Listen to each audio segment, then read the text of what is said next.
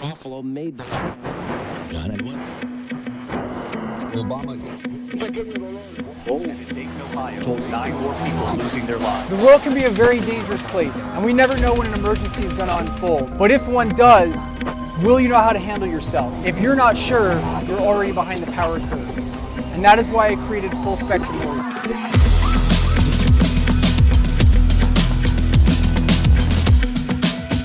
Hey guys, welcome to the Full Spectrum Warriors podcast. My name is Rich Graham, and today we are joined by WWE athlete, entrepreneur, bodybuilder, actor, Aaron Reid.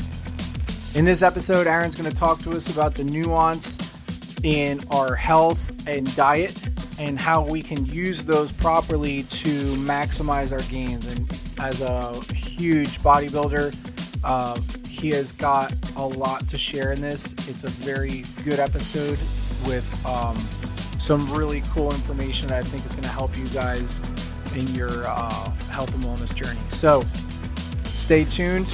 And this episode is brought to you by Safariland Group. Together we save lives. All right, Aaron, welcome to the Full Spectrum Warriors podcast. It's great to have you back. Thanks, Rich. Happy to be here. Very cool. So you got a lot of stuff you're working on, huh? Yeah, a lot of projects right now. So when you were out here last time and we were doing some shooting and whatnot, you had, I forget if you were just about to or you had just finished up doing that movie where you're like the body double. Oh, wow. Yeah, it's been a while since I've been out here. Yeah, I did Free Guy. I actually filmed it in 2019. But because of COVID and everything and the theaters being closed, they didn't release it until 2021. No way. And yeah, that was actually the movie that brought people back to the theaters because nobody really was cool with going to the theater.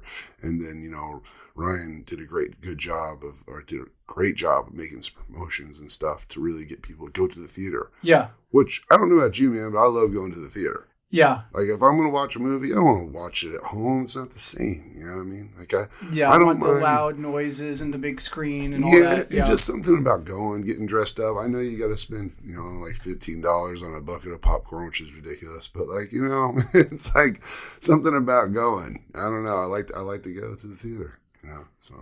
Has it been that long already? I mean, that's been. Man, all right. So I heard that you're working on another movie now. Yes. I don't know if we're allowed to talk about that. Yeah, I definitely worked on a movie, but unfortunately I can't talk about it. Okay, so we'll just have to stay tuned and see. Yep. So, we got Aaron here, and if you're not familiar with Aaron or you haven't been following his page, Aaron is a monster. He's absolutely gargantuous, and it's just really cool what he's been able to accomplish in the personal fitness and the health industry, and now moving on to doing some cool things with movies, and then getting into some entrepreneurship where he's got some companies he started. He wrote a book because there's a lot going on. So, and one of the things is obviously he's living by what he's preaching. And, I'm excited to have him on today because obviously when we talk about the Full Spectrum Warrior lifestyle and being warriors, being fighters or anything like that, fitness and strength and health is such a key component, So I'm excited to basically, get into some different things with him today that I think you guys will be interested in. I know I'm interested in as well. But, so to start... because maybe not everyone's familiar with your background, let's kind of just go back to how did you wind up getting into the fitness industry and everything like that, bodybuilding. You want the quick version? Well, we got time. Let's hear it. I know that you had some health issues when you were a child. Yeah. Okay. I'll start off with a quick version if we want to go deeper. We can. So as a kid, I come from a family of athletes. My dad was like a 6'5". 300-pound dude.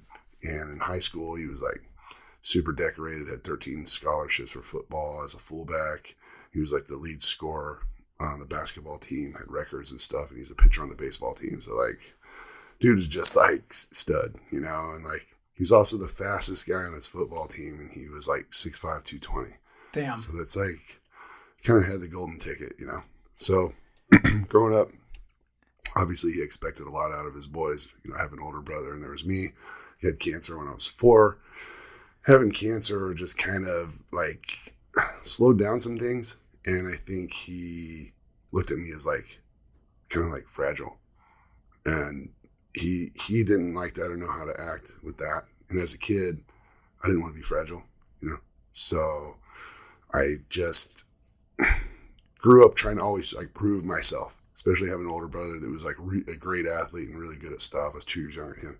So I was always trying to find my thing. And I saw Arnold Schwarzenegger and Conan the Barbarian. And like, I told my dad, I thought he was a big guy. And my dad was like the biggest person I'd ever seen, you know? And he's like, no, son. He's like, that's 7-time Mr. Olympia, Arnold Schwarzenegger. He's huge. And so I remember being like, looked at Arnold and Conan with new eyes. I was like, that is what I want for my life. You know, I was like 8 years old, you know. That's wild. And so by age 12, you know, I did like 4 years of like chemo and shit, in and out of the hospital, spent a lot of time in hospital beds, a lot of shit, lost all my hair, all the stuff like you see kids go through, you know. And everybody always treated me like soft, you know. I was like bubble boy, dude, you know. And so like, you know, as a man, even a young man, like a young boy, you don't want to be treated that way. Like I didn't like it. I wanted to be treated like everybody else. We like to be treated differently, you know. And so I was always looking for my thing. That would be my own, you know. And I had a childhood mentor that was like 18. He was like stud on the football team. His dad was friends with my dad, so like he kind of took me under his wing a little bit and brought me to the gym. And he was doing sets, deadlifting with like 300 pounds. I said, I think I can do that. And he was like, well, then go ahead and try, you know. And so I picked it up and I deadlifted 300 pounds when I was 12 years old. And he like, oh shit, you know. And I'm like, show me how to work out. And like right away, within a couple of weeks, I was able to like bench 115 pounds. And, you know, my deadlift was right there at like 3. And I asked my older brother if he could do it. He was like, yeah, I could do about that.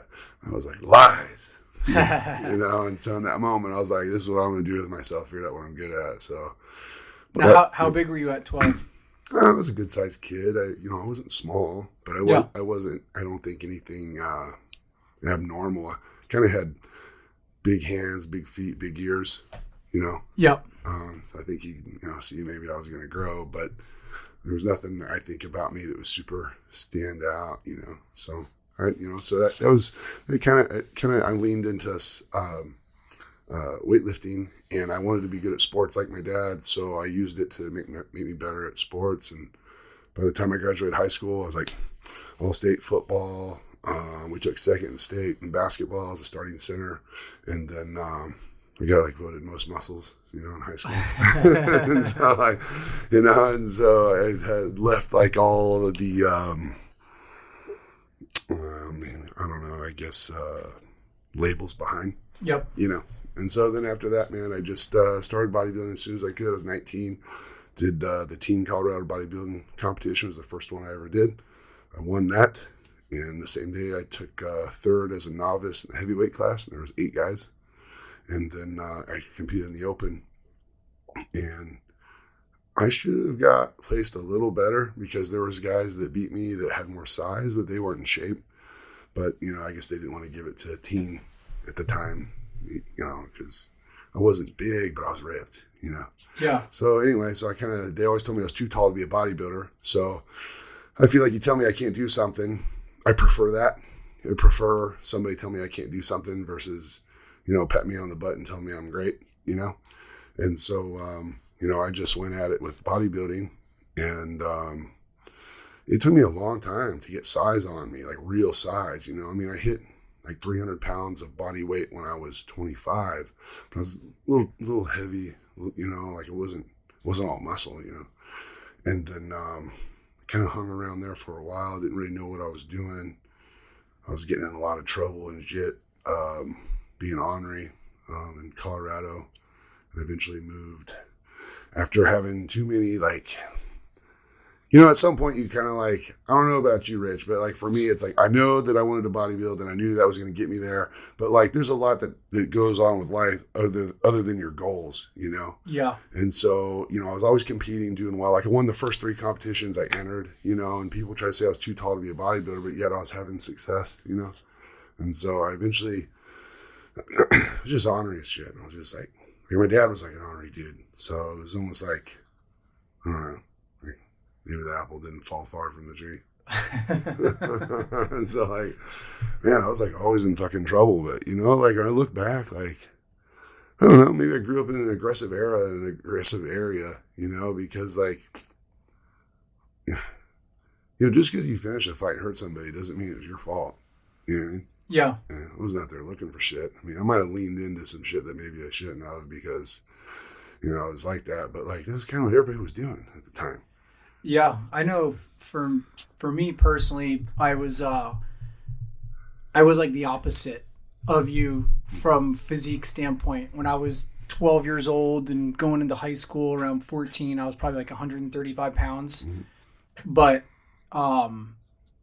But same thing. I just had a lot of fight in me, and I loved being the underdog. And tell me I couldn't do something, and like, okay.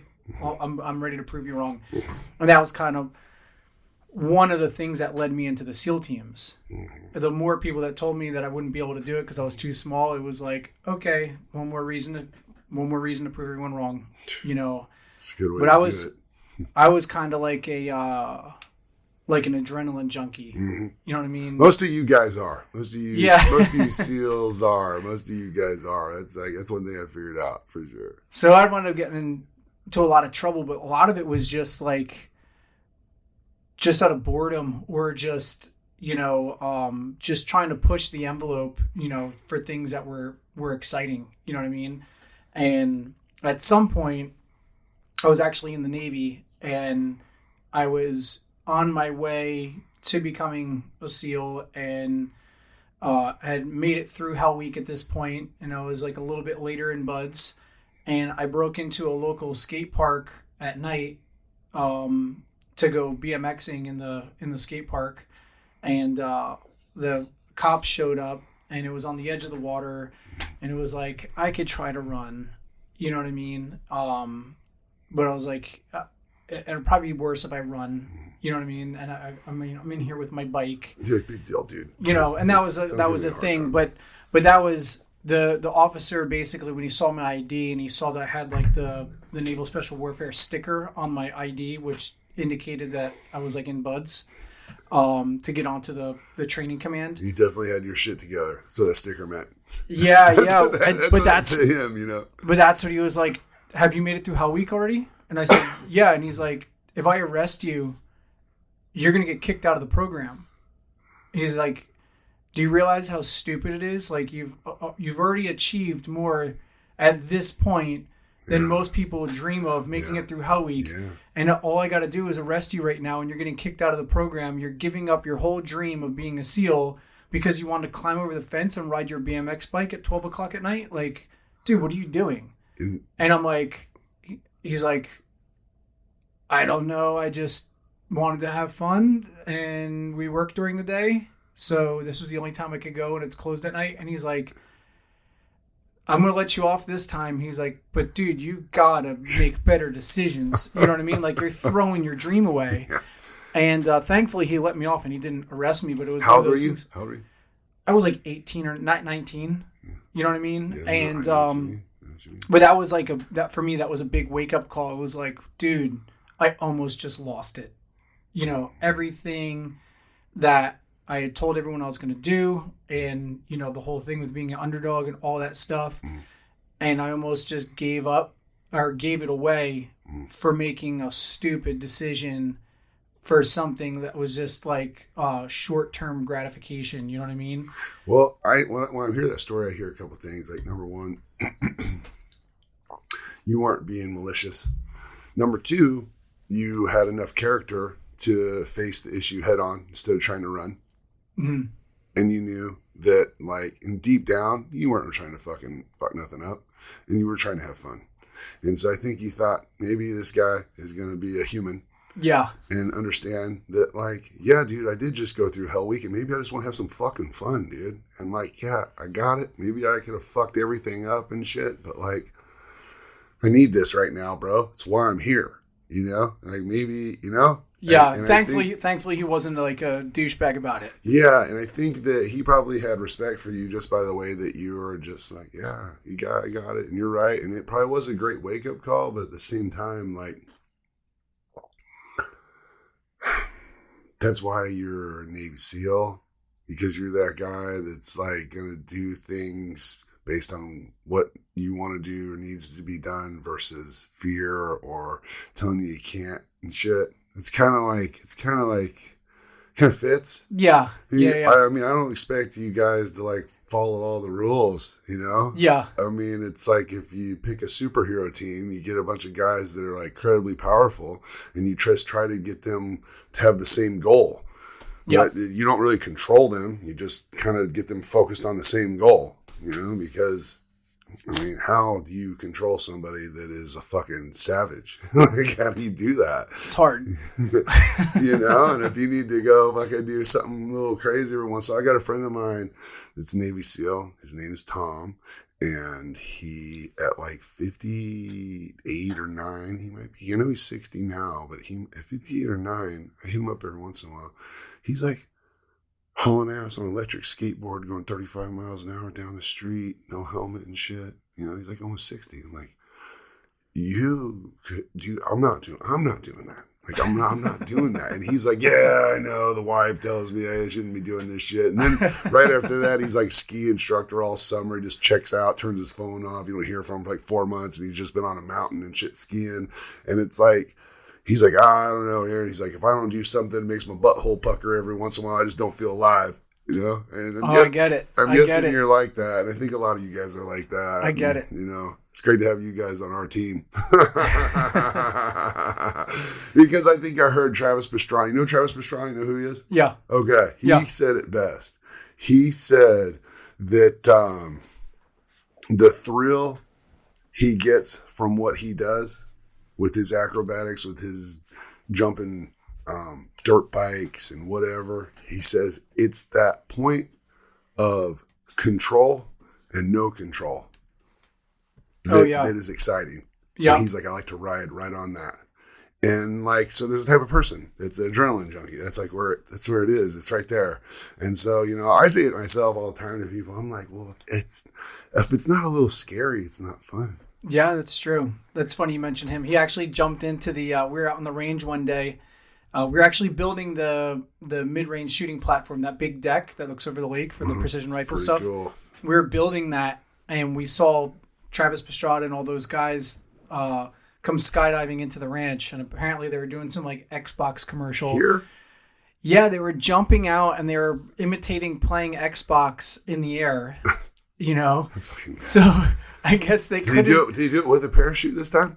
Yeah. But I guess they couldn't skydive and jump out with like a TV or whatever it was that they were doing over the town, right? So they came and do it over the middle of the woods, and then they landed into the to the neighbor's, you know, private runway over there. So it was pretty funny. It was like, this guy's the Nitro Circus is in town. You know what? I grew up with that shit, and like, I love it. Like, that's the one, that is definitely the one sport that I am only a fan of. Like, usually I just want to do everything. Mm-hmm. I'm honestly not a big football, basketball, baseball fan. Like, I'm a competition fan. You know, when I see a good game, I like to watch it. You know, I can be like a player fan, you know, more than like a team. But like, some people are just diehard fans, you know. Yeah. They're like, my team needs me, you know. And like, I'm just not that person, you know. But motherfucker, I will watch these guys jump their dirt bikes and do all this crazy shit and like tell everyone about it later. I'm like, do you see that? I mean, because it's your balls have to cling. The tricks are getting so crazy. Yeah, dude, I seen a guy do a quadruple backflip on a fucking mountain bike just the other day. I'm like, you're flipping so hard that like he's just hoping he lands it, because there's no like time in the land. It's just flip 4 times and hope you make it or you eat shit. There's no... Yeah. You know, because when Travis Pastrana did the double backflip in competition, he went over it and told everyone this was the point where I feel like I had it, but if I didn't have it, I was going to bail here. Right? When you're doing like 4 flips, there's no time to bail. You know? Yeah. So these guys now have taken what he started and built and have just went so far, you know, and it's like... It's crazy. I remember like racing BMX bikes as a kid, and then, you know, some dudes on the street bikes did like a tail whip, and it was like, what was that? Oh my God. Like, he did a tail whip. That's where you like kick you're on the bike and you kick the frame out. Oh, I know what it is. It goes around the front and comes back. Oh, right? all the way around. Like, the way around. Oh, that's like old school, like 80s shit. Yeah. That's the 80s shit. Yeah. Yeah. So now it was like you needed like the biggest jump in the world to do a tail whip or like some giant half pipe. And now dudes are like doing it. Just jumping off a curb, just doing a bunny hop and throwing a tail whip. And, you know, they're doing backflips with tail whips and all sorts of crazy stuff. No-handed shit with backflips. Like, and no-handed, like, Superman seat grabs and shit, you know, like backflip. It's crazy how, as much as, like, we were talking about how the younger generation seems to be taking a step back in some senses with the phones and the psychology and all this kind of stuff. I feel like the extreme sports just keep getting more and more gnarly, though. Like, it's an interesting concept. The extreme sports haven't skipped a fucking beat. No, they just keep getting more and more savage. Meanwhile, the other areas kind of keep getting like way weaker and weaker. People are crying. They need a safe space. Yeah. You know. Yeah. But not extreme sports. Extreme sports are just full throttle. Yeah, the fucking extreme sports are just like, fuck you, sissy.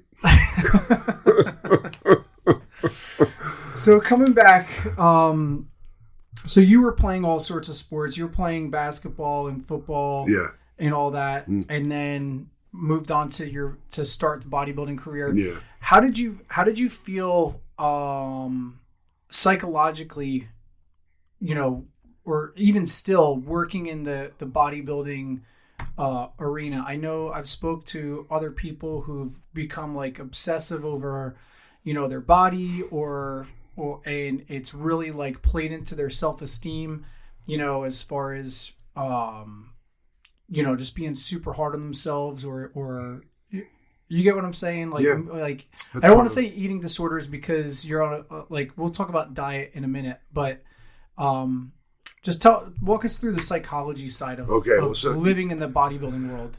You're on the right track, in my opinion. So this is what I've learned just inside looking out, you know. Every person, almost every person that is great in fitness, in bodybuilding in particular, it is due to a deep-rooted insecurity. That's typically what would make you starve yourself, what would make you eat plain chicken every day, what would make you train until you pass out or throw up every day.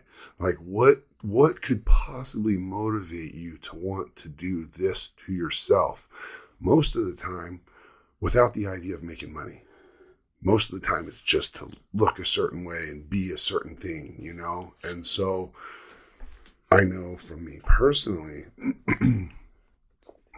I hated being weak when I was a kid, and I hated people treating me like I was weak. It's like, you know, I had a conversation with my mom when I was like 12 years old, and she was telling somebody that I just met, and she said, Aaron had leukemia, so, you know, it's been really tough. And then right away, the person would look, and this would happen every time. The person would look and go, "Oh, I'm really sorry to hear that," and like touch me with the soft hand. And I remember telling my mom, I said, "Mom, you know, I love you and all." I said, "But you got to quit doing that." And she was like, "What?" I said, "I'm standing right here." And I said, "Now they're fucking treating me weird." I'm like, "This is me. Like, this is my life. I know that you were there for me and you went through it, and it was really hard for you because I'm your baby and you're worried about me the whole time. But like, I can't leave it behind if you don't let me. So like, you can no longer talk about this with anyone. Okay?" I'm like, "I'm over it. Like, I don't ever want to hear about it again. And so like in my own mind, I was on a mission to become so big and strong that nobody would ever think that I was weak and there was something wrong with me. Mm. And That's a powerful statement. I mean, you can only imagine how many. There's a lot of people. Not that it wouldn't happen with a father in the home, right? Mm-hmm. But you can imagine it's probably more likely to happen in a single family home, where you're being raised by just a mom, Mm-hmm. because you don't have that offset, or maybe you have a dad who's also pandering to that same thing as well. Well, here was the thing. So my dad was like, he just like dismissed me. Like he just dismissed me. Like he Like put the attention on your older brother because he and was capable. I just didn't and he's exist. like, I just like didn't exist. He didn't show up for my birthdays. I didn't hear from him on my birthdays. I was born a day after Were him. your parents divorced? Yeah, but we lived in the same little town. His birthday was September 11th. Mine's the 12th. Gotcha. So he has his birthday, then mine. And like I would rarely hear from him when I was a kid. Like I was lucky if I heard from him. And then like a week later or two, he'd come around, or a couple days later, he'd come around and say, sorry, happy birthday or whatever. And I just always felt like he didn't give a shit. And I think there was a lot of them that was like he just didn't know what to do with me. Yeah. And so he just kind of focused on my older brother, and that was just fuel. That just made everything worse because, I just wanted validation from him all the time. So it was like, I'm going to be so big and so fucking bad. Like, I'll show you, I'm going to outdo my brother. I'm going to outdo you. I'm going to outdo everybody. It was just like in my head, I was just like, my own monster, it was like just, on me. I remember I went through a growth spurt from the 9th grade to my sophomore year. And the funny thing is my parents have split up like 3 times. They divorced 3 times, each other 3 times. Okay. So like it was pretty crazy in the household. Right? Like the house was crazy. It was like, we're getting the band back together. Yeah. Oh man, it's splitting. Like, one more tour. When I was younger, I always thought, it was just my dad being an asshole. But then as I got a little bit older, I realized that, my mom was kind of like drama. So it was like fire and gasoline, Yeah. It's just what it was, And so, they broke up, they split the third time. The third time they finally split. My mom went to Colorado, and when she did that, I'd stayed with some friends. She was like, "You're coming with me?" I'm like, "No, I'm staying here. Like, you don't know what you're doing, woman. Like, I know you think you have a plan, but like, you don't have a plan." Yeah. I was like 12. I was like, I'm going to stay here where there's people that I know. I'm going to go to school and I'm going to do my thing.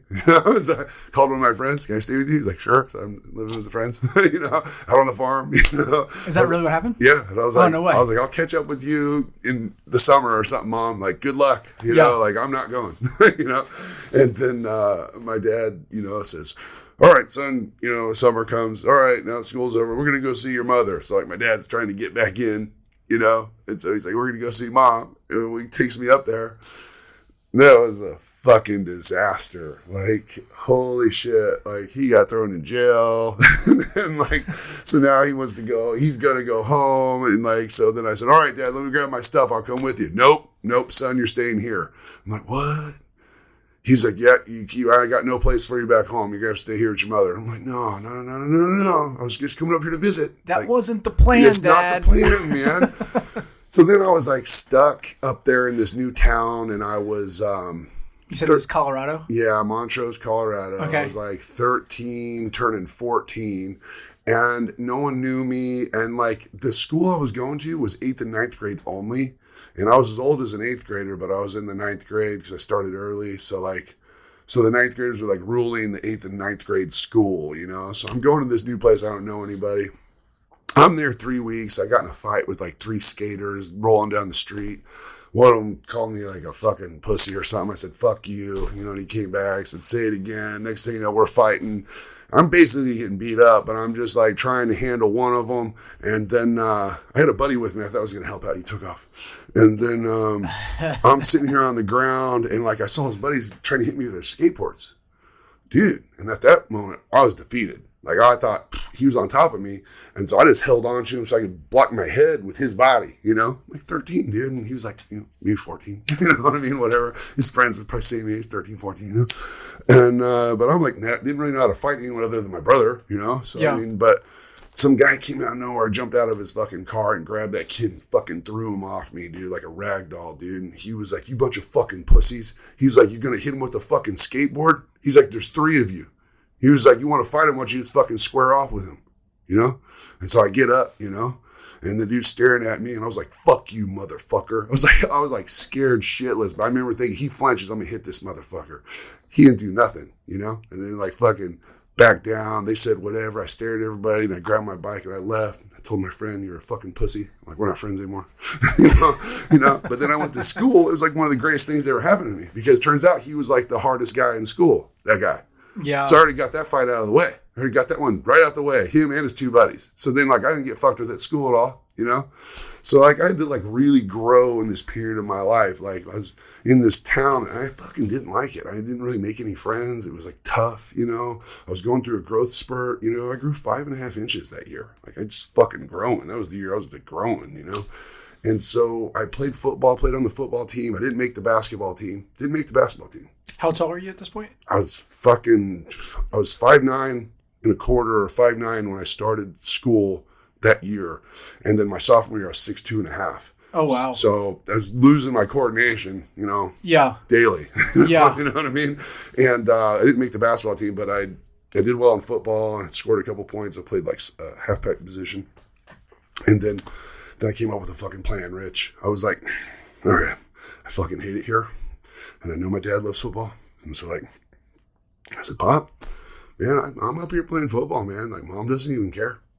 Doesn't even care. She didn't go to the games. If she does, she's just like talking to everybody. She's not paying attention, you know? Like, all I'm going to do is like be good at football and shit. And like, you know, like you're not going to see me play up here. So you're just trying to talk your dad's love language. Totally. Totally, dude. It's working him. And he was like, well, you know what, son? He was like, you know what? Now that I think of it, you need to be here. You need to be here in Minko playing football. That's what you need to do. This is the place for you. You know, I'm going to get it figured out. I'm going to get a place, whatever I got to do. You know, he wasn't the most responsible guy. So next thing you know, I'm like sleeping at this 1-bedroom house that he got in town in Minko, and I'm sleeping in the laundry room. That's fine. It's fine. I didn't care. You know? And then after about 2 or 3 months of that, it didn't work out, and we both were at my grandparents' house. And so I'm like, all right, now I'm here. You know what I mean? Like, it feels a little more permanent, you know? But then as football rolled around, man, I was uncoordinated, Rich. So, like, fuck. I ran a 5'4", 40, super slow, 165 pounds, 6'2" and a half, still had big feet and big ears and shit, you know? And he was like real hard on me, told me I was a disgrace to the family and shit, that I should like not even get to suit up, shouldn't get a jersey, shouldn't be on the field. Like just fucking tore into me, you know? And I remember being like, I was so mad. But at the same time, he was right. I wasn't any good. You know, I was like, I knew I wasn't good, you know? But I also was like, so I made up my mind in that moment to like go as hard as I could my junior year and see how it went. And if it went well, then if it went well, I would do it. And if football's everybody said it was, I'd be like, okay, cool, this is great. If it's not, I wasn't wasting my time my senior year. I was going to say, fuck him, I'm going to be a bodybuilder, I'm going to be jacked, I don't give a shit, you know? So I came out my junior year, changed my attitude. I squatted all fucking summer, dude. Twice a week, I did nothing but squats. I put 100 pounds on my squat in one summer, you know? And I got my 40 time down to a 5 flat. Still not fast, but whatever. I wasn't slow. Now I was just kind of like but you're big. Now I was kind of in the, well, not really. I was 175 pounds now. I'm 6'4", skinny, you know. Oh, okay. So you're just tall and lanky. Just at this tall point. and lanky, you know, but like whatever, was a little stronger. And I remember going as hard as I could to try to make it happen. And coach started me as kill man on the kickoff team. He was like, I don't know what got into you from last year to this year. He's like, but you're the most intense player I have, and your skills aren't necessarily there, but I can use you on the kickoff team. He's like, so we're going to put you right here next to the kicker, and you're just going to go kill the man with the ball, you know? I'm like, you got it. So it was like my first starting position right away. And so like, it's kind of history from there. Next thing you know, I started starting as defensive end and stuff, you know, and it went well. And then I kicked ass, and my senior year was even better. And, you know, made the all-star team and all kind of shit. And like, made it all-state. And it really was awesome, went good, but it was all from like a mindset of, I'm going to go as hard as I can. If it, if it doesn't work, then I'm over it. So like at the time I was like, man, my dad was such a fucking dick. But like, as I've gotten older, I'm like, this is exactly what I needed to hear. Yeah. It might have been painful, but fuck it. I was a little fucking bitch. I needed to fucking buck up, and fucking go way harder. Like, you can go harder. You know what I mean? And like, I wouldn't even, and so it was the best thing that happened to me. And so, you'll kind of see a lot of that with like my social media. I'm like a very stern, very aggressive, masculine, like kind of dad type delivering information. Because some people just need to be told, like, don't be a fucking sissy, fucking do it. I think the right people hear that message, and it's a call to action. And if the people who hear those messages take offense to it, they're going to get defeated by something else. Like, they're not going to be able to take on, until they get to maturity, to be able to accept the fact of, I am where I am, and I need to make a change, and I need to do something about it. They take offense to those messages. But people who are fighters in nature, right, or like warrior spirited, they're going to hear that and they're going to be like, all right. That's one of the things that, like, when I go to church, I have a hard time resonating with some of these newer pastors where they're kind of like cry talking, and they're like whining almost throughout the sermon. And it's like, dude, you can't do it. It's not talking to me. Tell me what I need to do. Tell me what God says. Call me out on my shit. Yeah. And when I walk out of here, I want to walk away with something that I can change tomorrow in my life to better my relationship, to better my walk, whatever it is. Like, I want you to call me out. Stop, sissy footing around what it is you're trying to say. Just say it. And like, for me personally, like the way you deliver those videos, I'm like, okay, like, that's just what just say it how it is and let me work with it. You know what I mean? I think that's how men talk to each other. Yeah.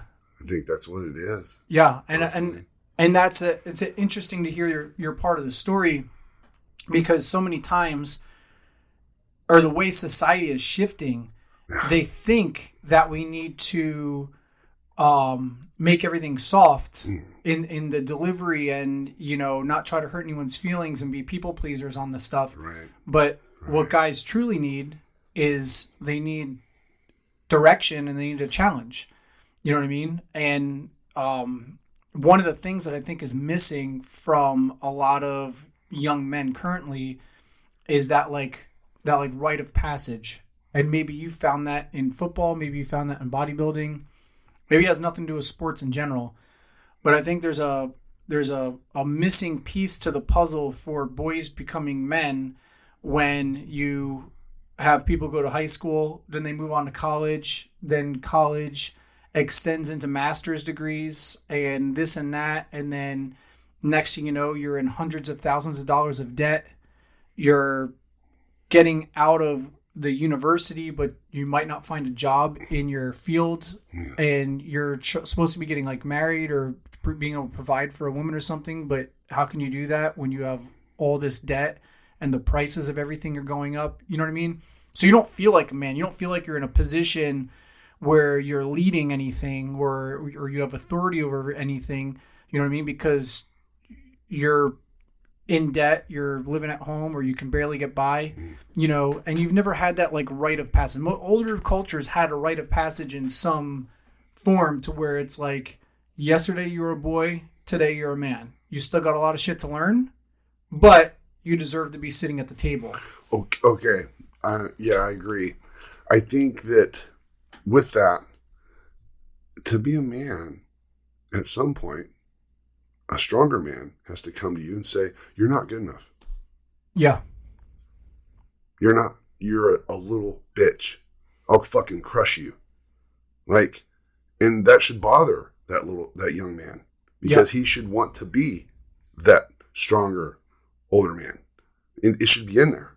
And if it's not, then that person needs to be harder on you and harder on you and harder on you and harder on you until it comes out. Yeah. Because the rite of passage is actually earning it and becoming a man. Because a lot of times they'll say, okay, you're a boy yesterday, you're a man today. Well, now this is what is required of you. Yeah. That's how it works. So you don't get to act like a kid anymore. Now you act like all of us, you know? And so I think the best way to prepare a kid is by being hard on them. So my dad told me I'm not good enough over and over and over again. Eventually it fucking worked. And I was like, I'll show you, motherfucker. Yeah. You know, I remember being like, I thought about him all the time. I thought of my older brother all the time. I'm just like, no, like this is me. Like I'm going to fucking go so hard. You're going to know I'm on the field. I don't give a shit if you're faster. I don't care if you're stronger. I don't give a shit. Like I can go harder than you. I can go harder every down than you. I can go harder than you. I can never stop, you know? And it's like, I felt that way because I never felt like I had as much talent as my older brother. Yeah. So I felt like I'll make up for talent with work. That was it. I'll just go harder. So then when it was like baseball season and shit, I'm lifting weights hard. Yeah. Hard. Like I'm like wanting to pass out and shit. Because I knew the harder I was on myself, like the better I was going to be. Like I was preparing, you know? And it's like, what does it take to get somebody there? You know, like what I do with my videos, you know, you get a little dose of it, you know, because I'm coming in here saying like, what the fuck, man? You know, I finish all the time, so don't be a sissy, you know, and I fucking throw a little wink because it's my way of being like, you know, you need to hear this, you know, and, you know, I mean, I can be an asshole. I can, you know what I mean? Like I've seen me do it, you know what I mean? But like, do I want to be? No. Am I an asshole all the time? No. You know, but like I can be an asshole, you know, and I just think that sometimes when I'm talking about things that seem pretty simple, or at least a perspective I have, I try to keep it simple, you know, and it's a man's perspective, you know, and if you don't like it, that's fine. You know, I'm not saying anything, but I'm blown away by how many people respond to what I'm doing. I mean, all the time. Like I was at the beach Saturday and I was out in the water and I was having a beer, getting some sun, and these two guys come out and say, hey man, they're like, you're Aaron Reid, right? I said, sure am. And they're like, I don't want to bother you, but is there a way I, you know, get a photo, man? And I'm like, okay, sure. You know, it's not uncommon, you know? But then right after that, he's like, dude, I just love the way you like put out your information, dude, from the pool and shit. He's like, I dig it, dude. He's like, I think it's rad, you know? And I'm like blown away that somebody wants to tell me that. And so I think, yeah, we're trying to fucking bubble wrap everything nowadays and make safe spaces for all the little fucking sissies out there in the world. But there's men out there craving, all right? Yes. Some fucking masculinity where somebody's going to come in and say, no, you're not good enough. You're fucking stupid. That's fucking dumb. Like, that's bullshit. Like, that is not, nobody likes that. Like, duh, you know? Like, there needs to be a man doing that because everybody's afraid now. So I basically have a platform by just saying what's on my mind. That's really why I have a platform. How fucked up is that? I mean, you had me in the 90s, everybody had a fucking opinion like me. Yeah. But you come now, I'm the only one to say because everybody's worried about getting canceled and shit. I mean, I've literally had my agent reach out to me before, and she was like, how are you not canceled? She was like, Aaron, you know? And I'm like, I don't know. I guess sometimes people like the villain. Yeah, it's crazy, dude. I almost lost one of my biggest sponsors because I held a faith-based men's leadership. And because of the faith aspect, but more so because it was only for men, I was not being inclusive. I was not being inclusive. And I said to them, I saved the sponsorship, but I simply said to them, okay, you guys mainly sponsor me for shooting drills, for firearms content, right? And it's like, if I run a precision rifle class, does that mean I'm anti-pistol? No. We're just going to focus on precision rifle because that is the target focus of what it is we're trying to teach. I'm like, if I'm teaching a men's leadership, that doesn't mean I'm anti-woman. That's crazy. You had to explain this. All I'm saying is we're doing leadership for fathers, for husbands, for men who want to lead, right? And our target focus for this stuff, and we're giving men an opportunity to come together to share and grow and challenge themselves in an environment that's just men, so they can be an open forum kind of thing where you can talk about different stuff that maybe you'd feel uncomfortable if there's like your buddy's wife sitting right there next to you. Yeah. You know what I mean? So for us to have, but we've done all women's training before, or hosted events that were women's, events where all the students are women, and we have women coaches or whatever, and I'm just facilitate. I might come out and train a little bit with them, but it's basically a ladies event. But no one complains about that. But the minute we do a all men's faith-based thing, like, kind of like what just happened with the kicker for the Kansas City Chiefs or whatever. He goes and talks at a college graduation speech saying that, like, he hopes the ladies who just graduated one day, find someone special and have, a marriage and raise a happy family or whatever. And everyone freaked out on him. You know what I mean? Why? Why'd they freak because he's promoting traditional marriages and, saying that the number one thing a woman can do is, is be a good mother and have a family. And now everyone's trying to cancel him. But what do they think is better than that? Yeah, it's a great question. I don't know. You know what I mean? But the funny thing with that is like, there's crazy. 50 other athletes who've, beat the crap out of women in the past year and they've all been arrested. Oh, right, yeah. But no one wants to talk about that. This dude says, hey, a traditional marriage and being a mother, although a college degree is great, that thing that's made my wife and I the most happy is being parents, and everyone's like attacking him for that, for his faith or whatever. But again, it's just interesting because of stuff like that. I think many people have been squashed. A lot of companies are so afraid of the cancel culture that they buy into all this bullshit. And I think a lot of people are just starving for the truth. My wife's from Bulgaria. Okay. Right. Okay. So you met Anna. Anna. That's a very masculine Eastern Europe part of the Yeah, world. they're old school. Yeah, Hungary's over there, right? Yep. And one of the things with that was, she was asking me, why is everyone so obsessed with Donald Trump? And one of the things I was explaining to her, I was like, it's not even that they really like Donald Trump per se, but he was saying what the majority of America was thinking. Yeah. And everyone else was too afraid to say it because there were a bunch of politicians and everything has to be like politically correct. And he just walks out and says what everyone's thinking, and because no one owns him. Yeah. You know what I mean? And then everyone was like, it resonated with people, and I think the way you're delivering that information, I think it's something similar where there is people are just thirsty for that kind of information. And, I think hopefully we start making a shift culturally that everyone starts walking away and creating space from all of this, politically correct, super sensitive, and really, we're prioritizing the wrong shit. Yeah. You know what I mean? Yeah. I know, like, my wife follows some of these channels and she's just like looking at what people are saying in the comments or whatever, and people are like shaming others for trying to eat healthy. You know what I mean? Like, if you want to eat healthy, like, I don't understand. Like, it just doesn't make sense to me, but there's some kind of like shame or ridicule for... Well, think about it, dude. Like, if you're a fat pile of shit, Yeah. you don't want to be told you're a fat pile of shit. Not today. I mean, even when I was, my whole life as a bodybuilder, I've been competing since I was 19. I stopped competing when I was 37. So I put almost 20 years in competitions, and like, I bring my meals with me and stuff. And people are like, oh, look at you, why don't you just eat a piece of pizza and shit? And I'm like, well, let me see your abs.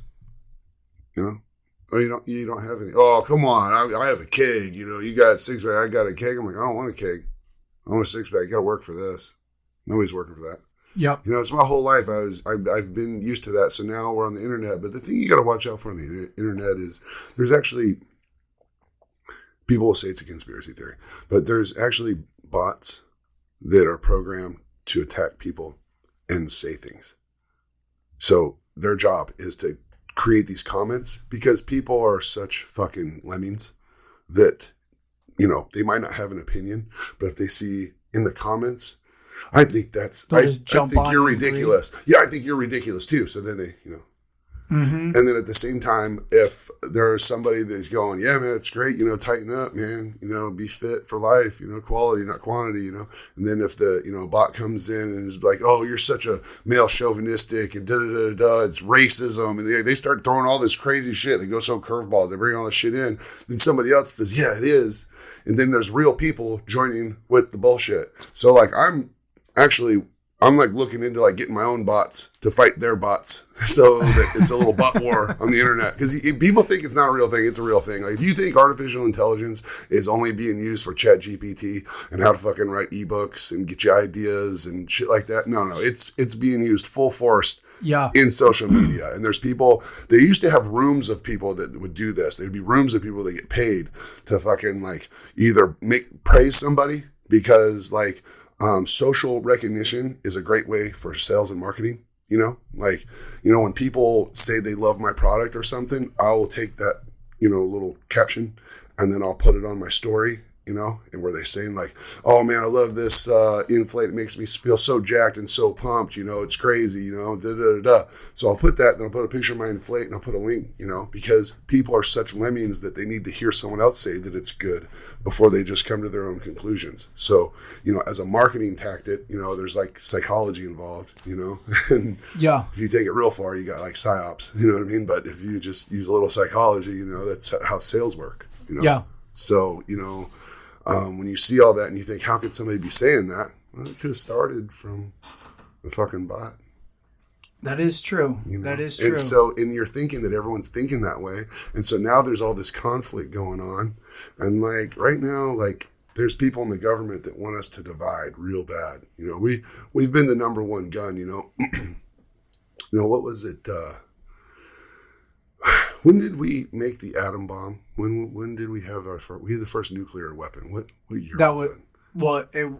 Well, the first time we used it was in the end of World War II. Right. Okay. Right. Against Japan. Okay. All right. So that was in the 40s. And let's think about this for a second. Right? We were the baddest motherfuckers on the planet. We could have took over the whole world. Mm-hmm. We could have made every motherfucker out there carry a red, white, and blue fucking flag, you know, and say the Pledge of Allegiance, or we're going to nuke their entire fucking culture. And we could have fucking did it. And we didn't. And we didn't. We chose the high road. We said, let's help rebuild the world. You know, and then wasn't long after that, United Nations, you know, got together and the whole fucking thing, you know. But we took a position of power. And instead of fucking dominating everyone, which we might as well should have, because now we're sitting in a spot where like we're being destroyed from the inside out from exterior forces because people are greedy and money hungry, you know? Yeah, not saying that didn't happen then. We're being dismantled by the United Nations, and we funded and built up the United Nations, you know what I mean? Like America pays more money to the UN than any other country, probably all the other countries combined. Yeah. And they're purposely trying to, through the stuff that it's on their website. You know what I mean? The Agenda 2030. I don't like to get, you know, political anymore, because I learned after 2020 that you could have 100 people, and you can take that 100 people and you can say, you know, there could be a problem, and then somebody can rise up and say like, this is the problem. The only way it's going to get fixed is if we do something. Mm-hmm. And then you'll get 60%, maybe 70%, that'll say, yeah, you're right. You know? And then that person's going to be like, all right, we're going to fucking do this. And, you know, we're going to fucking storm the beach and get the fucking beach back. And everybody's like, yeah, let's go. And out of those 60 people, there might be 15 that actually do it. Might be less than that. So on a larger scale, you know, there's less people. So the point of trying to convince anyone of anything politically on the internet is like, I'm not doing it. Like, yeah, there's no point. Like I'll sit here and think to myself, like, that's not good.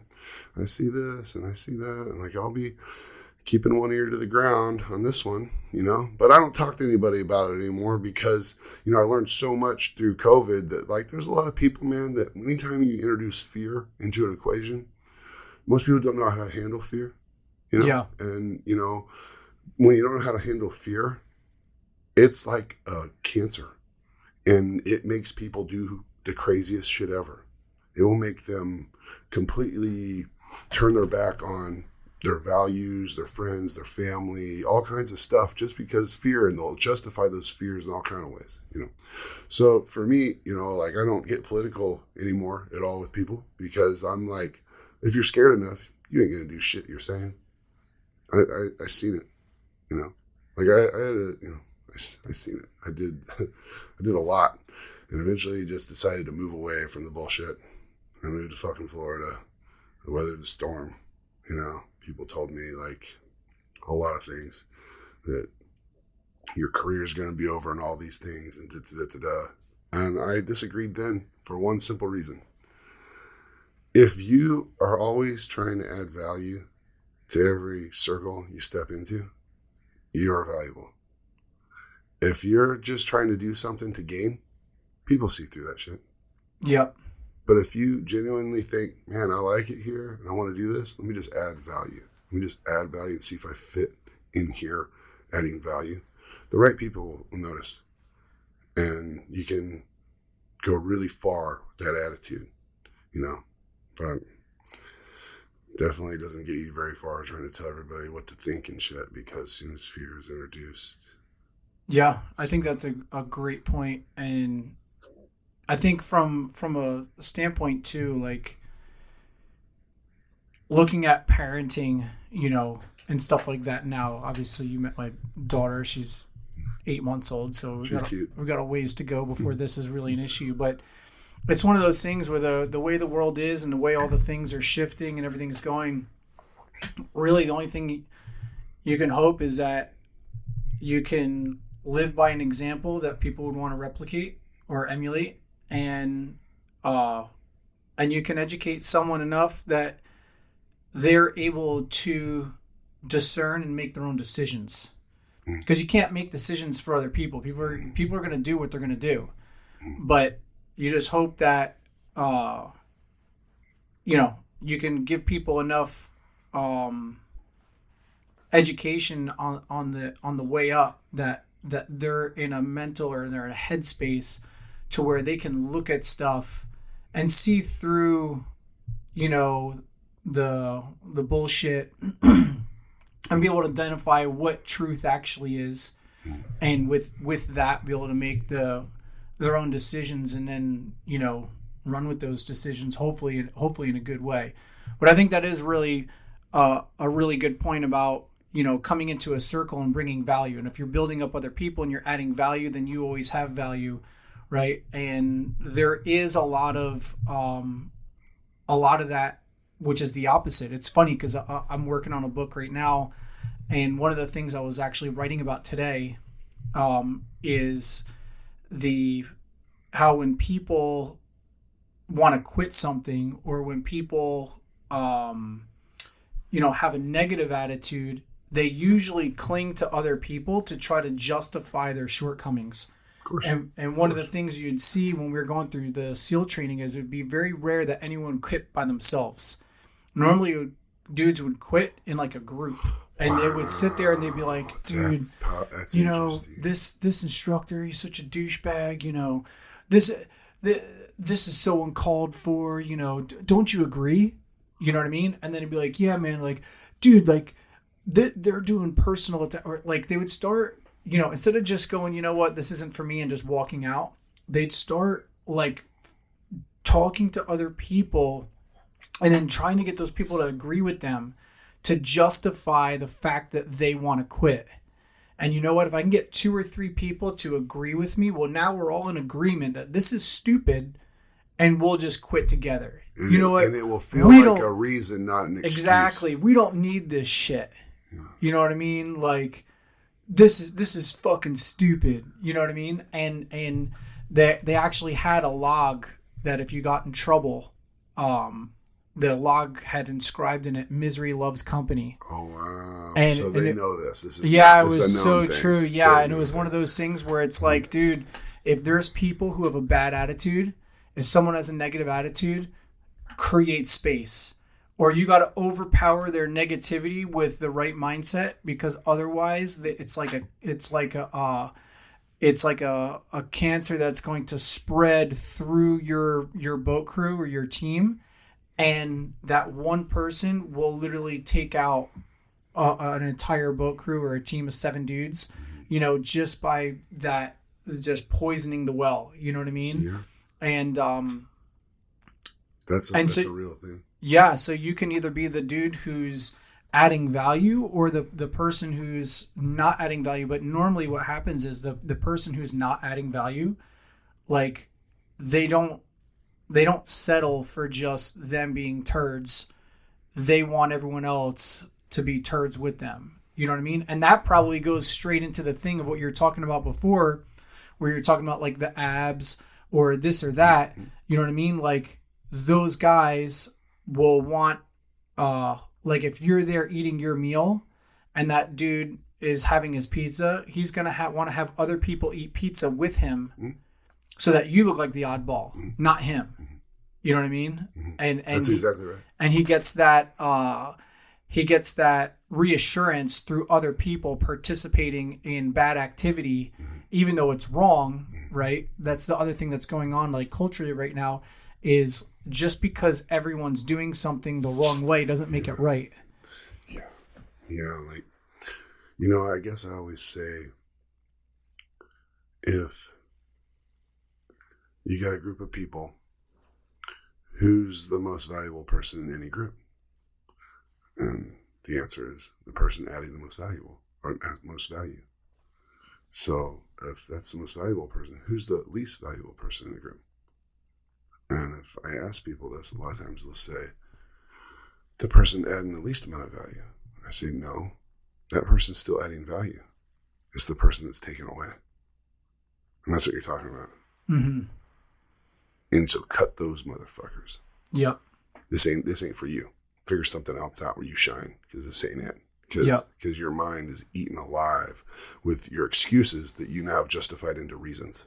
Yep. You've convinced yourself these are good reasons. And my buddy Judah that I'm partnering with Monarch doing so much, he says, he's like, reasons and excuses are the same thing. He was like, one just sounds nicer. Yeah. And it's true. Yep. People say, why didn't you do this? And they give you a reason. Well, the reason is, I'm like, I think you can replace that word with the excuse is. Yep. Any excuse will do. Because and you will build an entire empire and storyline around that one thing. And instead of focusing on all the reasons why you should, you'll pick every single reason why you shouldn't. And both take the same amount of mental energy. Yeah, that's the thing. You know what I mean? Like when I was 25, I told you, I had to quit being ornery. I learned that ornery is an American word that Europeans don't understand. Like I'd say, when I was younger, I was ornery, and they'd say, what does that mean? I'm like, okay. I guess the best way to describe ornery would be like bold, aggressive, hard on shit, kind of likes to ruckus a little bit, kind of like just more fired up. Ornery, like hard on shit. People are like, oh, okay. Like, so it's funny, it's an American word, like, but I was very ornery until I was about 25. And then when I was 25, I moved to Las Vegas. And I'd actually been in enough trouble where I decided I didn't want to be in trouble anymore.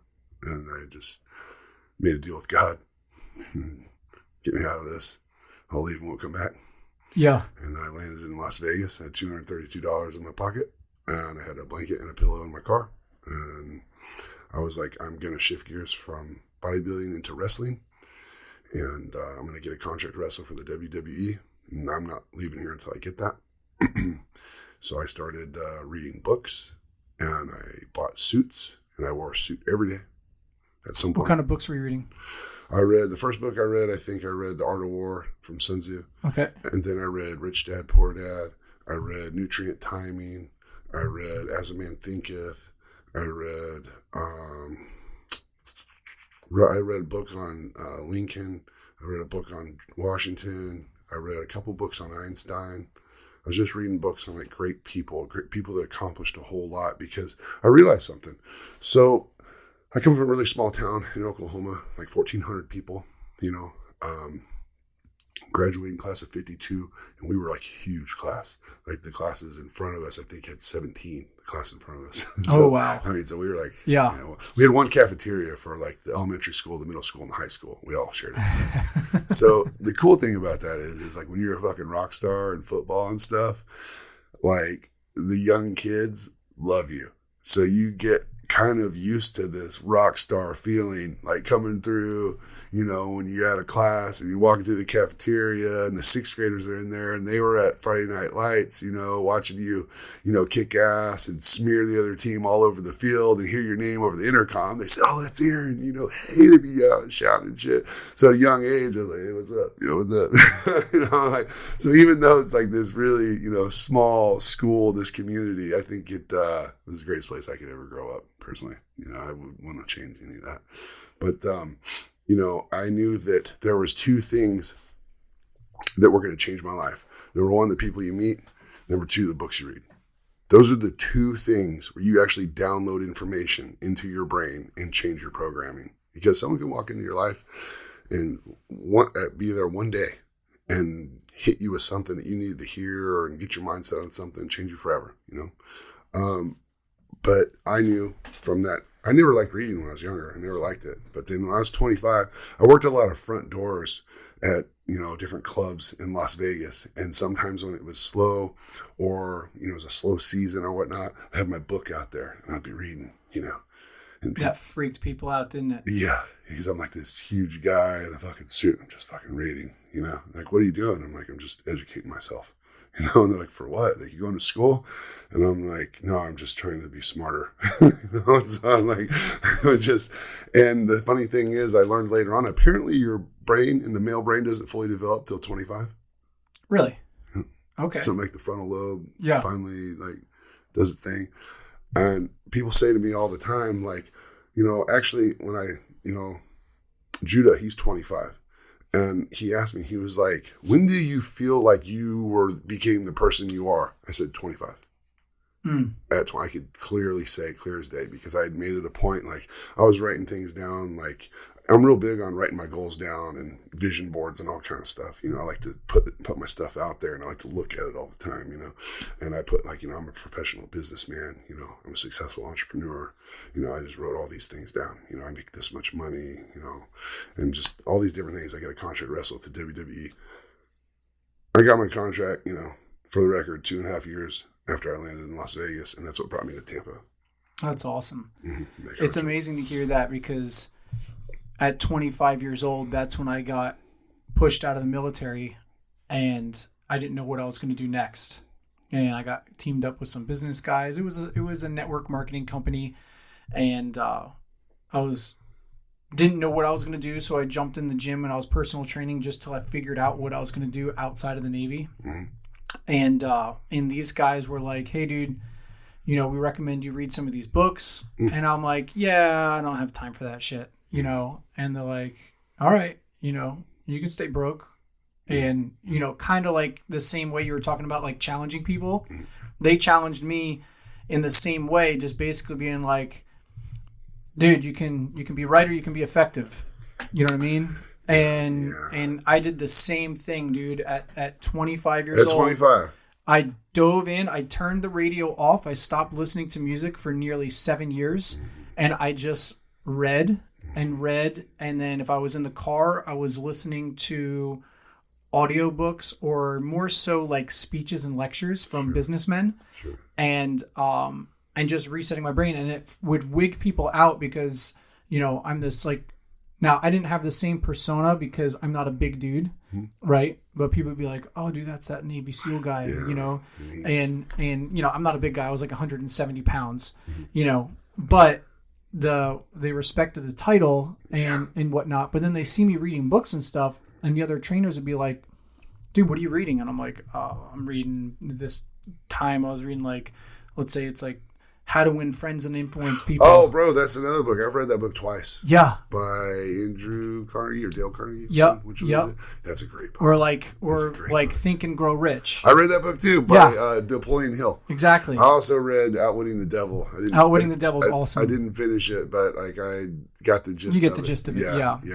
But so like, it's so funny when you talk to people who read the same books as you, and you click with them. It's a funny thing. And the dudes at the gym are like, why are you reading that? And I'm like, because if you ever want to be the business owner, you need to understand this. Once your clients figure out how to do their push-ups or how to use the machines, if they don't need you anymore, right, then what has them coming back? If you can only communicate to someone who is your similar personality or someone you click with, if you can't figure out how to communicate with each one of these unique personalities that are walking through the door of the gym, you're basically taking your client pool and making it to the super narrow field. Like you guys are thinking sports physiology when you're not thinking about the bigger picture of how do you become an effective communicator of teaching sports physiology. You know what I mean? And how do you go past being the dude working at the gym versus the guy owning the gym or owning the business, you know what I mean? Whatever that is. And it was amazing to see the difference in a lot of the people who are college educated, who were the other trainers who had these, big degrees, like college degrees in sports medicine and all this. Kinesiology. Yeah, and all this stuff, right? There was no problem with them reading books for school, but to read, like self-help or business development or leadership books, it was like, oh, dude, you're reading that stuff? And it's like, yeah, man. But I mean, that was, for me, also like one of the pivotal shifts in my personal development of going from just going out of what we learned in school versus, things that you can apply in life. I mean, honestly, I think that is the path of a great man, a real man. I always looked up to like the Greek philosophers. Okay. These were guys that were in great shape, and they would sit there and philosophize, and they come up with things like, they came up with a pragmatic philosophy. They came up with dualism, they came up with all these things. They were just thinking, but they're also in top shape. Yeah. So they're able to think clearly because they're eating good, they're training hard, and they can feel their bodies, and they were like very centered, I think that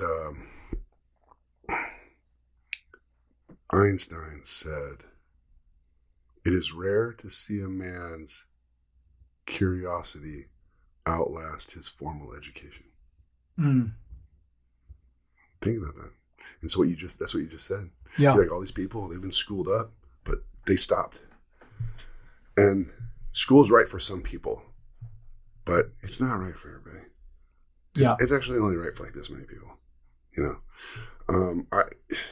Truth be told, I never planned on going to college. I ended up going for a couple of years. The first time I went, this is how it went. The first time I went, it was in Mesa State, Grand Junction, Colorado. My mom in Montrose. I had moved out of the house when I was 17. A friend of mine went into the Navy, and he ended up being a diver. But when he went to the Navy, there's three of us that were hanging out. It was me, Mark, and Toby. And like, we were just three aggressive dudes, and like, we were always having fun, We had the best toys, the hottest girls, the best parties, all the cool shit, you know what I mean? And like, when he left, me and Toby were like, man, let's just move to Denver. We're like, fuck this, So we moved to Denver. So I go to Denver. Next thing you know, there's 5 of us living in a 2-bedroom house. I'm trying to figure it out. I got a job waiting tables, at a Red Lobster and stuff, make it happen. Got a little taste of freedom. Things kind of fell apart eventually. And then I came back, I told my mom, I said, I just need to hang at the house for a couple months, get on my feet. And then, I'm out, I was like 18. And she was like, yeah, that's fine. So then back at the house, she was a deputy sheriff at the jail, working at the jail. And, I like to smoke weed, So like, not all the time, but like sometimes.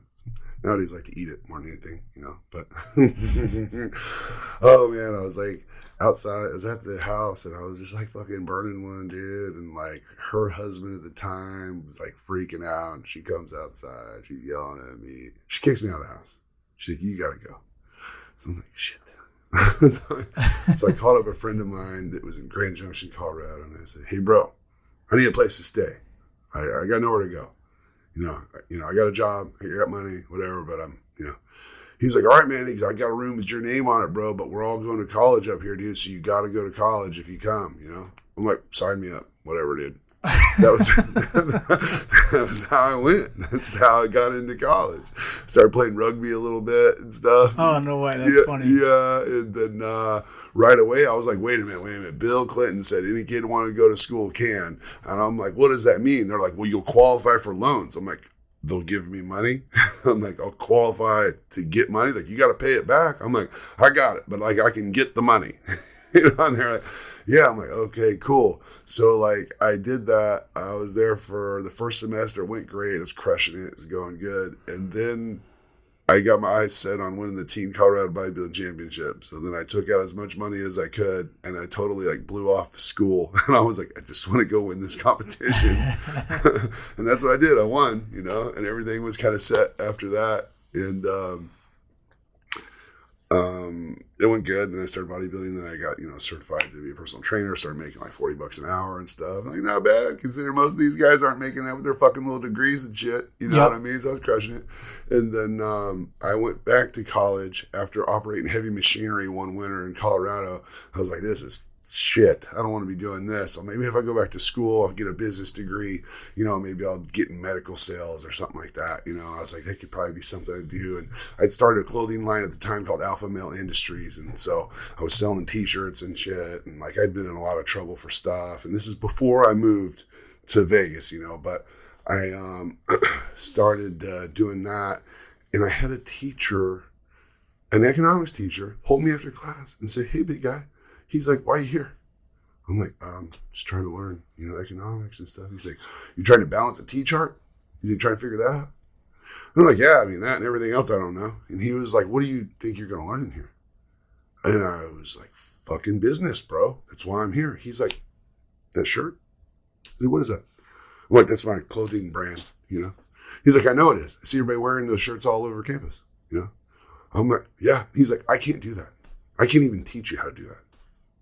And I was like, okay. And he's like, so why are you here? And I'm like, dude. He was like, I think you're wasting your time. He was like, the kind of guy you are, I'm looking at you, you got a lot of stuff going. People respond to you. He's like, wait, you want to go get a job and work for somebody? What do you want to do? Man, not really. I mean, he's like, you're going to work for yourself. You're already doing it. And he's like, just keep doing that. He was like, this is just advice. If you can do that, do that. Otherwise, I would, but I can't, so I teach. And I was like, oh. So I fucking just stopped and quit right then and there. Like, I'd just been going. That's a great teacher. Yeah. He was cool. And, you know, he was right, you know? And so, yeah. So that was like, I decided that was the end of that. And the funny thing, like the irony to all of this is after I wrestled and things, I tore my ACL, and when I tore my ACL, they did some tests on me, and they're like, oh, you have a strain of hepatitis that, you know, we think you got it from when your blood transfusions when you're a kid with leukemia. And that's how it was. And they're like, we can't insure you. They're like, if you can get that to go away, they're like, it's not going to change your life. It's not a contagious thing. It's not, but we can't insure you. We can't insure you, so we can't employ you. So that was it. So then is that what stopped your wrestling career? Yeah. And wow. And so at that point I was like, well, I found out that the liver regenerates itself. And like, if you eat really good, sometimes people reverse hepatitis. And so my goal was to just eat perfect, you know? So I didn't cheat on my diet for like 15 months. Like, I was just going in, trying to do everything right. And that's when I came up with the principles for my book, because I realized if I ate things at certain times, you know, I was able to just use food and get shredded, and I was still strong. And I won a big show in the NPC. I did 3 competitions back to back, 3 weeks in a row. Nobody in the NPC competes 3 weeks in a row. Yeah, that's wild. Because you got to carb up and carb down. And, yeah. You know, and there's usually a lot of drugs involved and stuff that I learned about later and figured out how to do. But like at the time, I was just, you know, the natural guy doing it. And, you know, the first one I won my division, won overall, the whole fucking thing, dude. I was a natural guy, and I won Mr. Gainesville. Mr. Gainesville. It's funny because you talk about Gaines, you know what I'm saying? Like, I was Mr. Gainesville in 2010. And then the next weekend, I did the Florida State. And as a super heavyweight, I won my division. And I beat one of Tim Gardner's guys, who's a judge. And I beat one of his guys. And so when I won my division, it qualified me for nationals. So a week later, I was in Houston doing Junior USAs. And like, dude, I got ninth, bro. As a super heavyweight. And I was trying to get top 5 was the goal. I knew I wasn't going to win, but I pulled a 9th place. Yeah. I looked good. They said they wanted more of me, that was kind of thing. So after that, I was trying to sell my book, and I was struggling selling my book. And I would always personal train somebody on the side. I was always staying in the gym. I was always working out. Well, eventually I met these guys. I was trying to get a job. I was like, I need a job like where I make more money because like I want to sell the book, but I need to have secure money. I didn't know I was kind of this limbo spot. So I reached out to a buddy that used to wrestle that I knew. And I said, hey man, I'm looking for a job. Do you know anyone? He's like, dude, you can have my job. I said, what? I'm like, what are you doing? He was like, I'm working in medical sales. I'm like, what? I'm like, what are you doing? He's like, toxicology. He's like, I'm getting ready to open my own territory. And if you take my job, you can take over my territory here. And then you're in. I'm like, well, don't you have to have like a degree and stuff? He's like, yeah, man, but I think if you meet the owner and you wrote a book, right? I was like, yeah. So then I meet the guy, he reads the book, he meets me, it goes good. He was like, you know what? Normally you have to have a degree for this. He was like, but because you wrote your book and you can articulate a sentence and talk to a doctor, I'm confident, He was like, you got a big personality and stuff and you're a good looking kid. I want to give you a shot. So like, the thing I thought I was fucking going to college for that I would potentially do later that I needed a fucking degree for. You wind up doing it anyway. With the fucking book that I wrote. That's so funny. So tell me about the book a little bit. This is really interesting. I didn't realize that you wrote the book Healing Yourself from that. I did a kettlebell series, which was after my recovery from some back injuries and rehabbing myself utilizing kettlebells in a specific way. Mm-hmm. And it's always cool when you make a product like that to where it's like you are the testimonial of, and you do the trial and error on yourself and figure out, what works and what doesn't, but you understand why. Mm-hmm. There's been so many diets, and I know that a lot of people get really frustrated, including me, where I remember, one of the things that's annoying with the fitness world and the health and wellness industry in general is they keep changing their mind. It's like to sell a new product, they change their mind every few years. So in fitness, it's like, oh, you got to do muscle confusion. Then it's like low intensity, high repetitions, and then it's no, you got to do HIIT workouts. Then it's like, no, dude, static lifting is the way. Then it's, you need to do yoga or whatever, you know what I mean? Like, and then in the health world, they're like, eggs are bad. No, eggs are good. Oh, yeah. Butter is bad. No, butter is good. Canola oil is the best thing in the world. Canola oil's poisoning you, And saturated fats are bad. Saturated fats are good. Yeah, and I remember like cholesterol's bad. Cholesterol's good. Dude, I gave and I know a lot of people swear by this, but again, it's like bits and pieces of information. Around like 2015, 2016, everyone was like pushing me on this keto diet. Mm-hmm. And it was a company that wanted me to work with them. They were launching and they saw my following and whatnot. And they wanted to sponsor me as like an athlete and to work with me a little bit.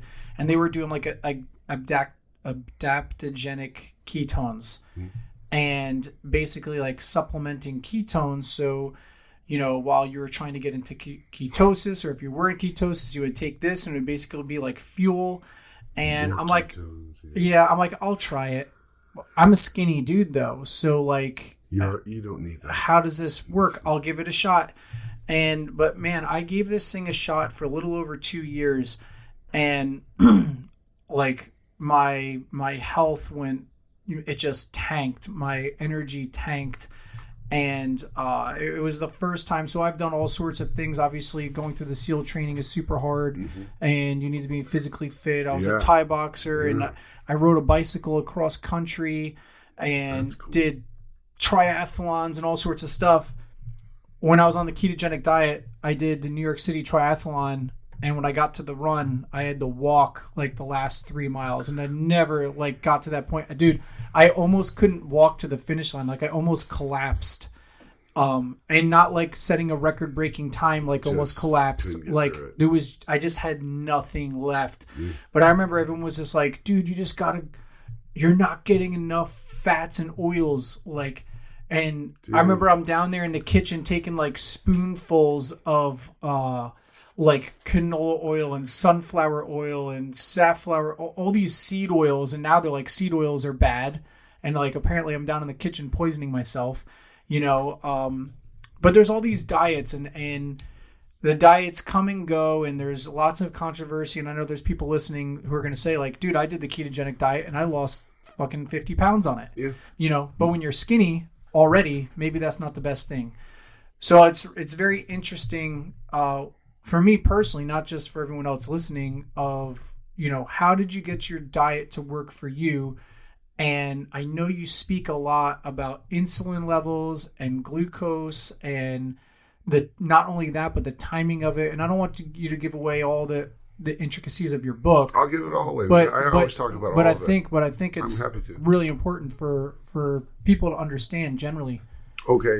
First of all, not everyone can run on fats the same. There's some people that do great on fats. You see this a lot with competitors. Sometimes competitors,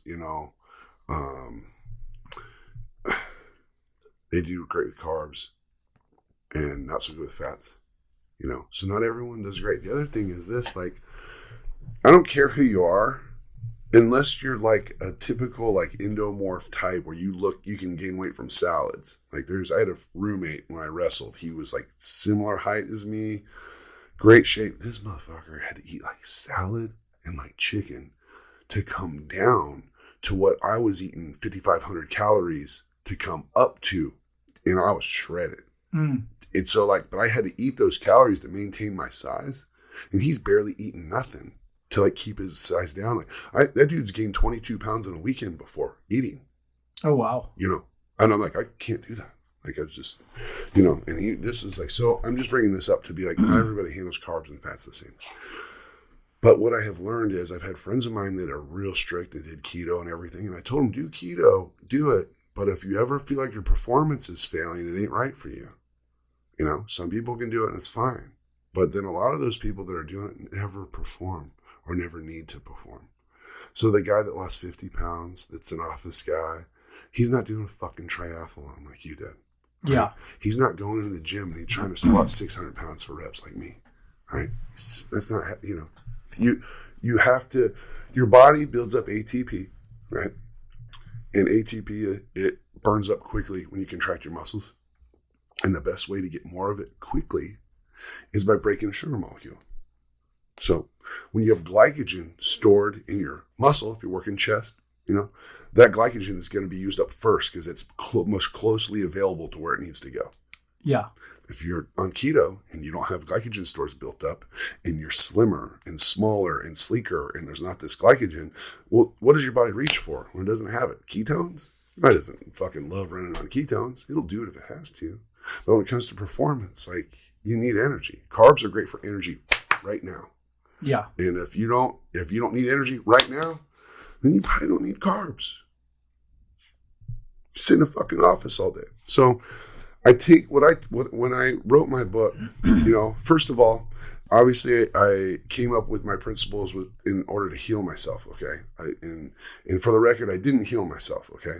But I came up with a pretty killer way to eat and my health has been great ever since, but it didn't change anything. I thought that it was going to. I believed that it was going to for a long time, but it didn't. But I thought of it this way. I thought, number one, I just need to have some rules to follow. So number one, eat whole foods.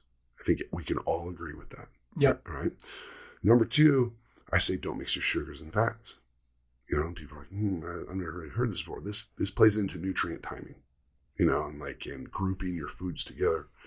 And then the last one is, nutrient timing, time your nutrients. So I've basically given your food choices, how to group them together, and when to eat them. People are like, well, what does that matter? Don't you just have to hit your macros and shit? I'm like, yeah, there's people out there that can just hit their macros and be fine. But like, we're all different. Like, if I'm really lean, hitting my macros isn't going to get me the workout that I want. I need to have carbs before I work out. And if I've done everything right, I'm going to have my carbs after. When I wrote my book, okay, there was several firsts that I came up with, right?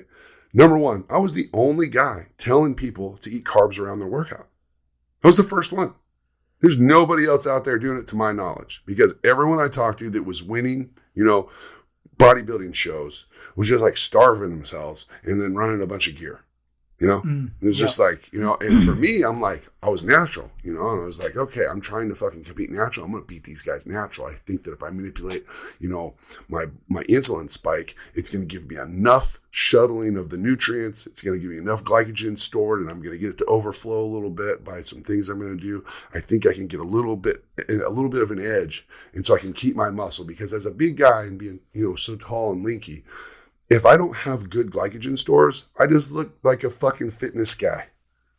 It's already hard for me to be exaggerated, at 310 pounds. You know what I mean? Yeah. Like it is. It's much harder for me than a dude that's like 5'8", 220 pounds. He can look just as jacked as me, and I'm 100 pounds heavier than him.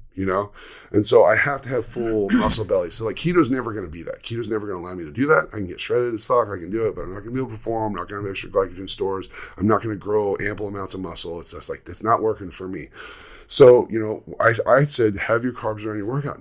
No one was listening to me. Nobody would listen to me like, oh, that works for you. You're a freak. You got freak genetics and da-da-da-da. Like, no one listened. And I'm like, no, this is the best way, because you eat to perform, eat to recover. And the rest of the time, I'm going to do fat. So I'm going to keep my calories high as fuck. But I need those carbs so I can get a good workout and I can recover, because like what I wasn't doing for years. And this is what I learned from reading that book, Nutrient Timing, when I was 25 outside the fucking club, Yep. And I figured out that if you spike your insulin post-workout, that means with sugar, a simple sugar, what happens is whatever cortisol was released from your workout, it gets stopped and you instantly start storing. And you'll store whatever is available when you spike your insulin. So I would have sugar and protein, no fat, because I want to put glycogen back into my muscle. People will say, oh, you shouldn't do protein shakes because, they actually spike your insulin and shit. Well, I actually want that to happen post-workout. I want that to happen, And, I know for a long time, I knew bodybuilders would take insulin and do different things like that. I've experimented with myself. And so I understand that if you take insulin post-workout and you hammer carbohydrates, you're going to be bigger than you've ever been in your life. Like everyone thinks that steroids is it, growth hormone is it. Like insulin is a game changer, and it's not safe in the wrong hands. So it's not something you ever tell somebody. But I took that little piece of knowledge and I thought, well, how can I do this with foods and then potentially supplements to get a fraction of that? If I can get a little bit of an edge with doing foods and supplements, then it'd be safe and I could do this all the time. I'd be onto something. Well, that became a big part of how that's what put the super in the supernatural lifestyle, was the way I do my sugars post-workout. And so what I figured out is if you take natural insulin mimetics, which are compounds that mimic insulin, that's why they're called insulin mimetics, cinnamon, alpha-ponic acid, chromium, vandyl sulfate, bitter melon, biotin, all these things have an effect on dropping blood sugar and controlling how much insulin your body releases of it. They all work different ways. I stacked them all together. I did this for years. And then I would take dextrose sugar post-workout. I would nail my diet like I was supposed to. And I would have simple dextrose sugar post-workout. And then I'm taking these compounds with it. And I'm able to sometimes metabolize 70, 80 grams of sugar. Oh, wow. Yeah, that's a lot. And I'm not getting fat. But it's going. Now, are you doing that through a supplement, or are you doing that through food? You can get dextrose sugar for a number of different things. I have a product now called Postrose. Okay. Which is dextrose sugar in there. And then I have now my insulin mimetics. So instead I used to tell people, buy these different supplements and you can go buy them and then you got to take them all and pill them out and separate them. It's like, or you can just buy my insulin mimetic, and now I've learned that berberine stacks really well with it too. And so this is something that they tend to work really well together. And so I take these post-workout and I'm metabolizing, when I want to be really big and things like that. I can metabolize sometimes as much as 75 grams of sugar, 80 grams of sugar for a period of time which is if I'm nailing my diet, which is crazy because with insulin, usually you do 10 grams of carbohydrate per international unit. So if guys take, 10 IUs post-workout, you're doing like 80 to 110 grams of sugar, depending on what you're trying to do. So now I'm kind of hitting these numbers without insulin that are very similar to insulin, Interesting. And so this is something I've come up with, and like people that are keto, like, oh, you can't do that or whatever. Da, da, da. Well, here's the thing. So if I have my carbs around my workout, like I know that carbs release insulin. So why don't I just make it as powerful as possible so I get as much out of it as possible? And people are like, yeah, but if you're spiking your insulin all the time, you're going to be a diabetic. I'm like, shut the fuck up. I'm doing it one time in my day. And my body wants the sugar because I just burned it out training my fucking balls off. Like, try not being a fat pile of shit and get on my program and try it. You're going to love that. And you're going to have heightened insulin sensitivity for the rest of your fucking day because you worked with your body. So many people think that like, oh, I had this workout in, and I worked hard and stuff. The last thing I want to do is like give my body any carbs and shit. I want to burn fat. Okay, you can do that, but your body's going to make do. And people are like, well, what do you mean? I'm like, your body will make do. This machine is fucking amazing, dude. You can feed it dog shit, dude, and it'll survive, Yeah. And so, like, that would be like if I'm thirsty and I go to the water fountain, I'm not going to grab a coffee straw when I'm really thirsty and drink my water through a coffee straw.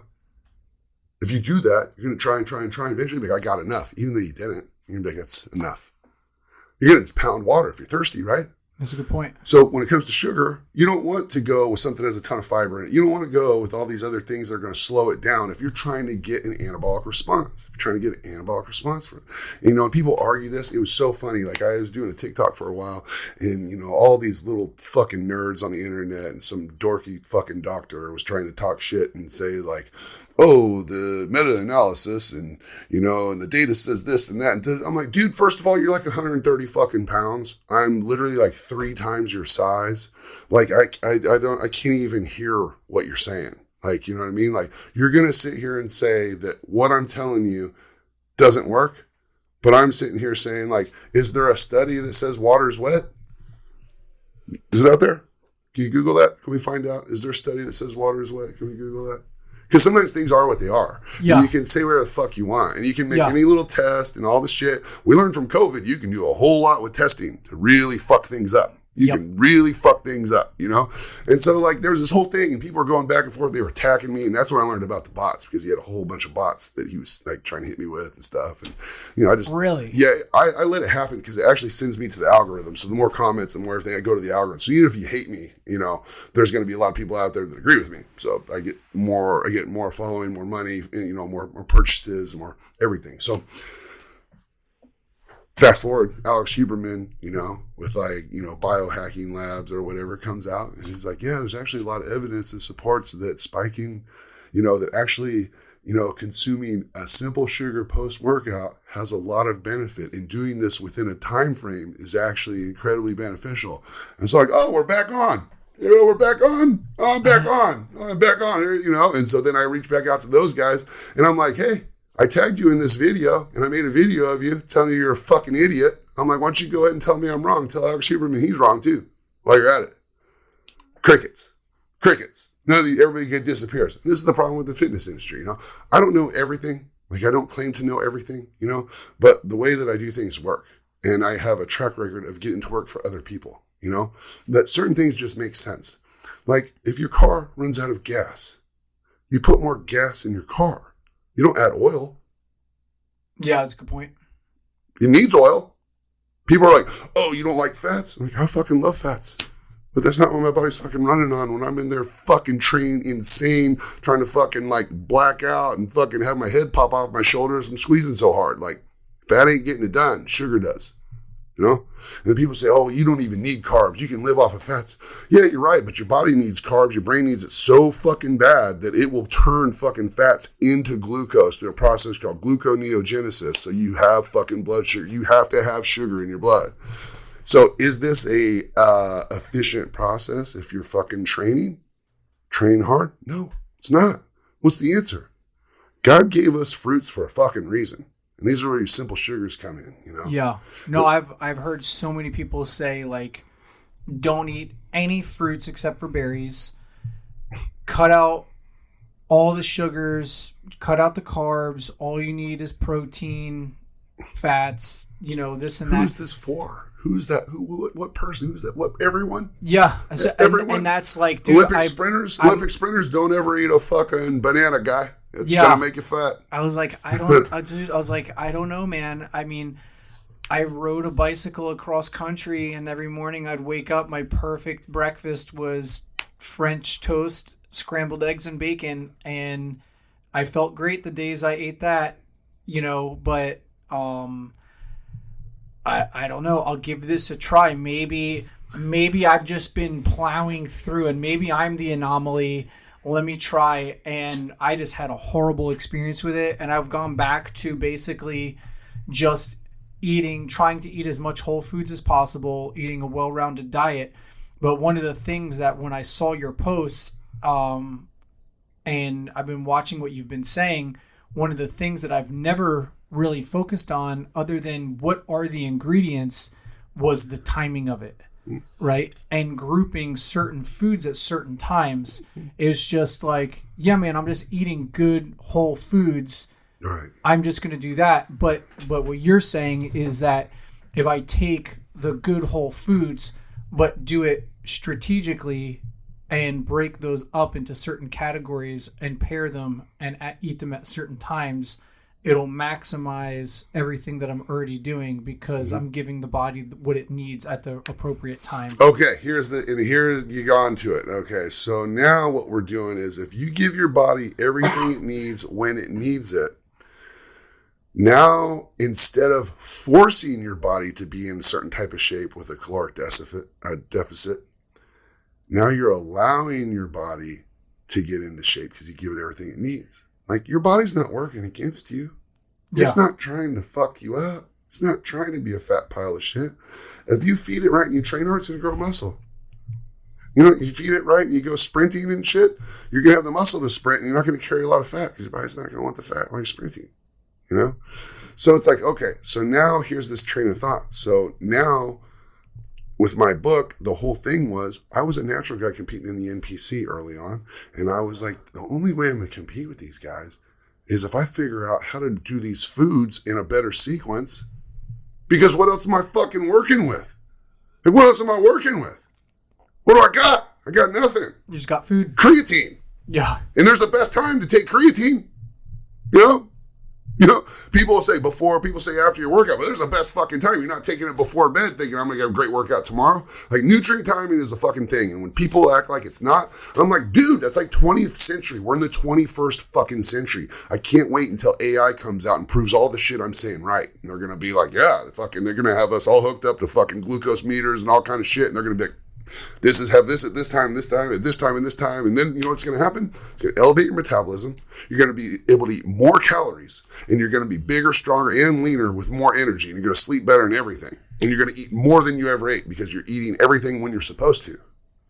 Does that make sense? It makes sense when you say it. I mean, doesn't it make sense? Like, yeah. I don't feel like I'm talking about something that's like, never eat this type of grain again. Never eat this again. Never eat that. I don't do that. I don't do that. I'm like, whole foods, all right? Like, whole foods. Like, your vegetables are not killing you, people. Like, vegetables are not fucking killing you, dude. Like, I'm not a fucking rabbit. I'm not trying to eat a ton of fucking vegetables, but sometimes I like some vegetables in the morning for like some fiber and some, some different things I'm doing. Like, I like a shake in the morning that has like, in the morning, I always start my day off the same. Egg whites, oatmeal. I try to get a carrot in there. I try to get celery in there. I almost always have spinach.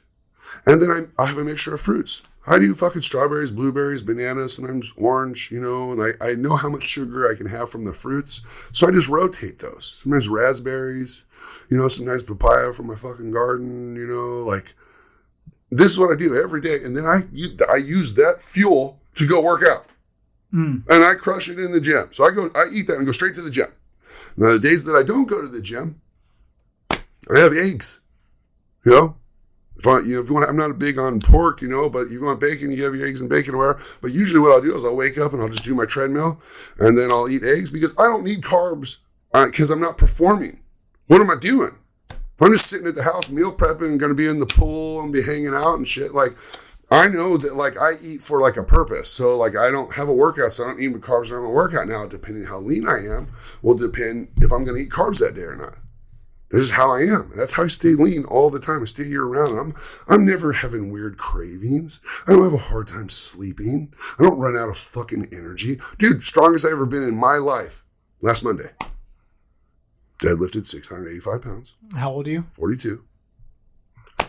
The week before, I hit a PR. I did 675 pounds. And I also hit like 3 other fucking PRs. And like, so, you know what I'm saying? Like, Yeah. And I'm lean as fuck. I'm 311.8 pounds. You know, I did some posing the other day with my shirt off so people see what I look like. I'm like, this is just me every fucking day. And guess what? I drink beers the fucking weekend before. I drank beers fucking this last weekend. Do I think you should do that? No, I don't. But like, I believe that like there's a quality of life, you know? Every once in a while, I smoke a little fucking weed. Sometimes I eat it, you know? I should probably do it more than I do. I honestly believe I should have it in me more than I do.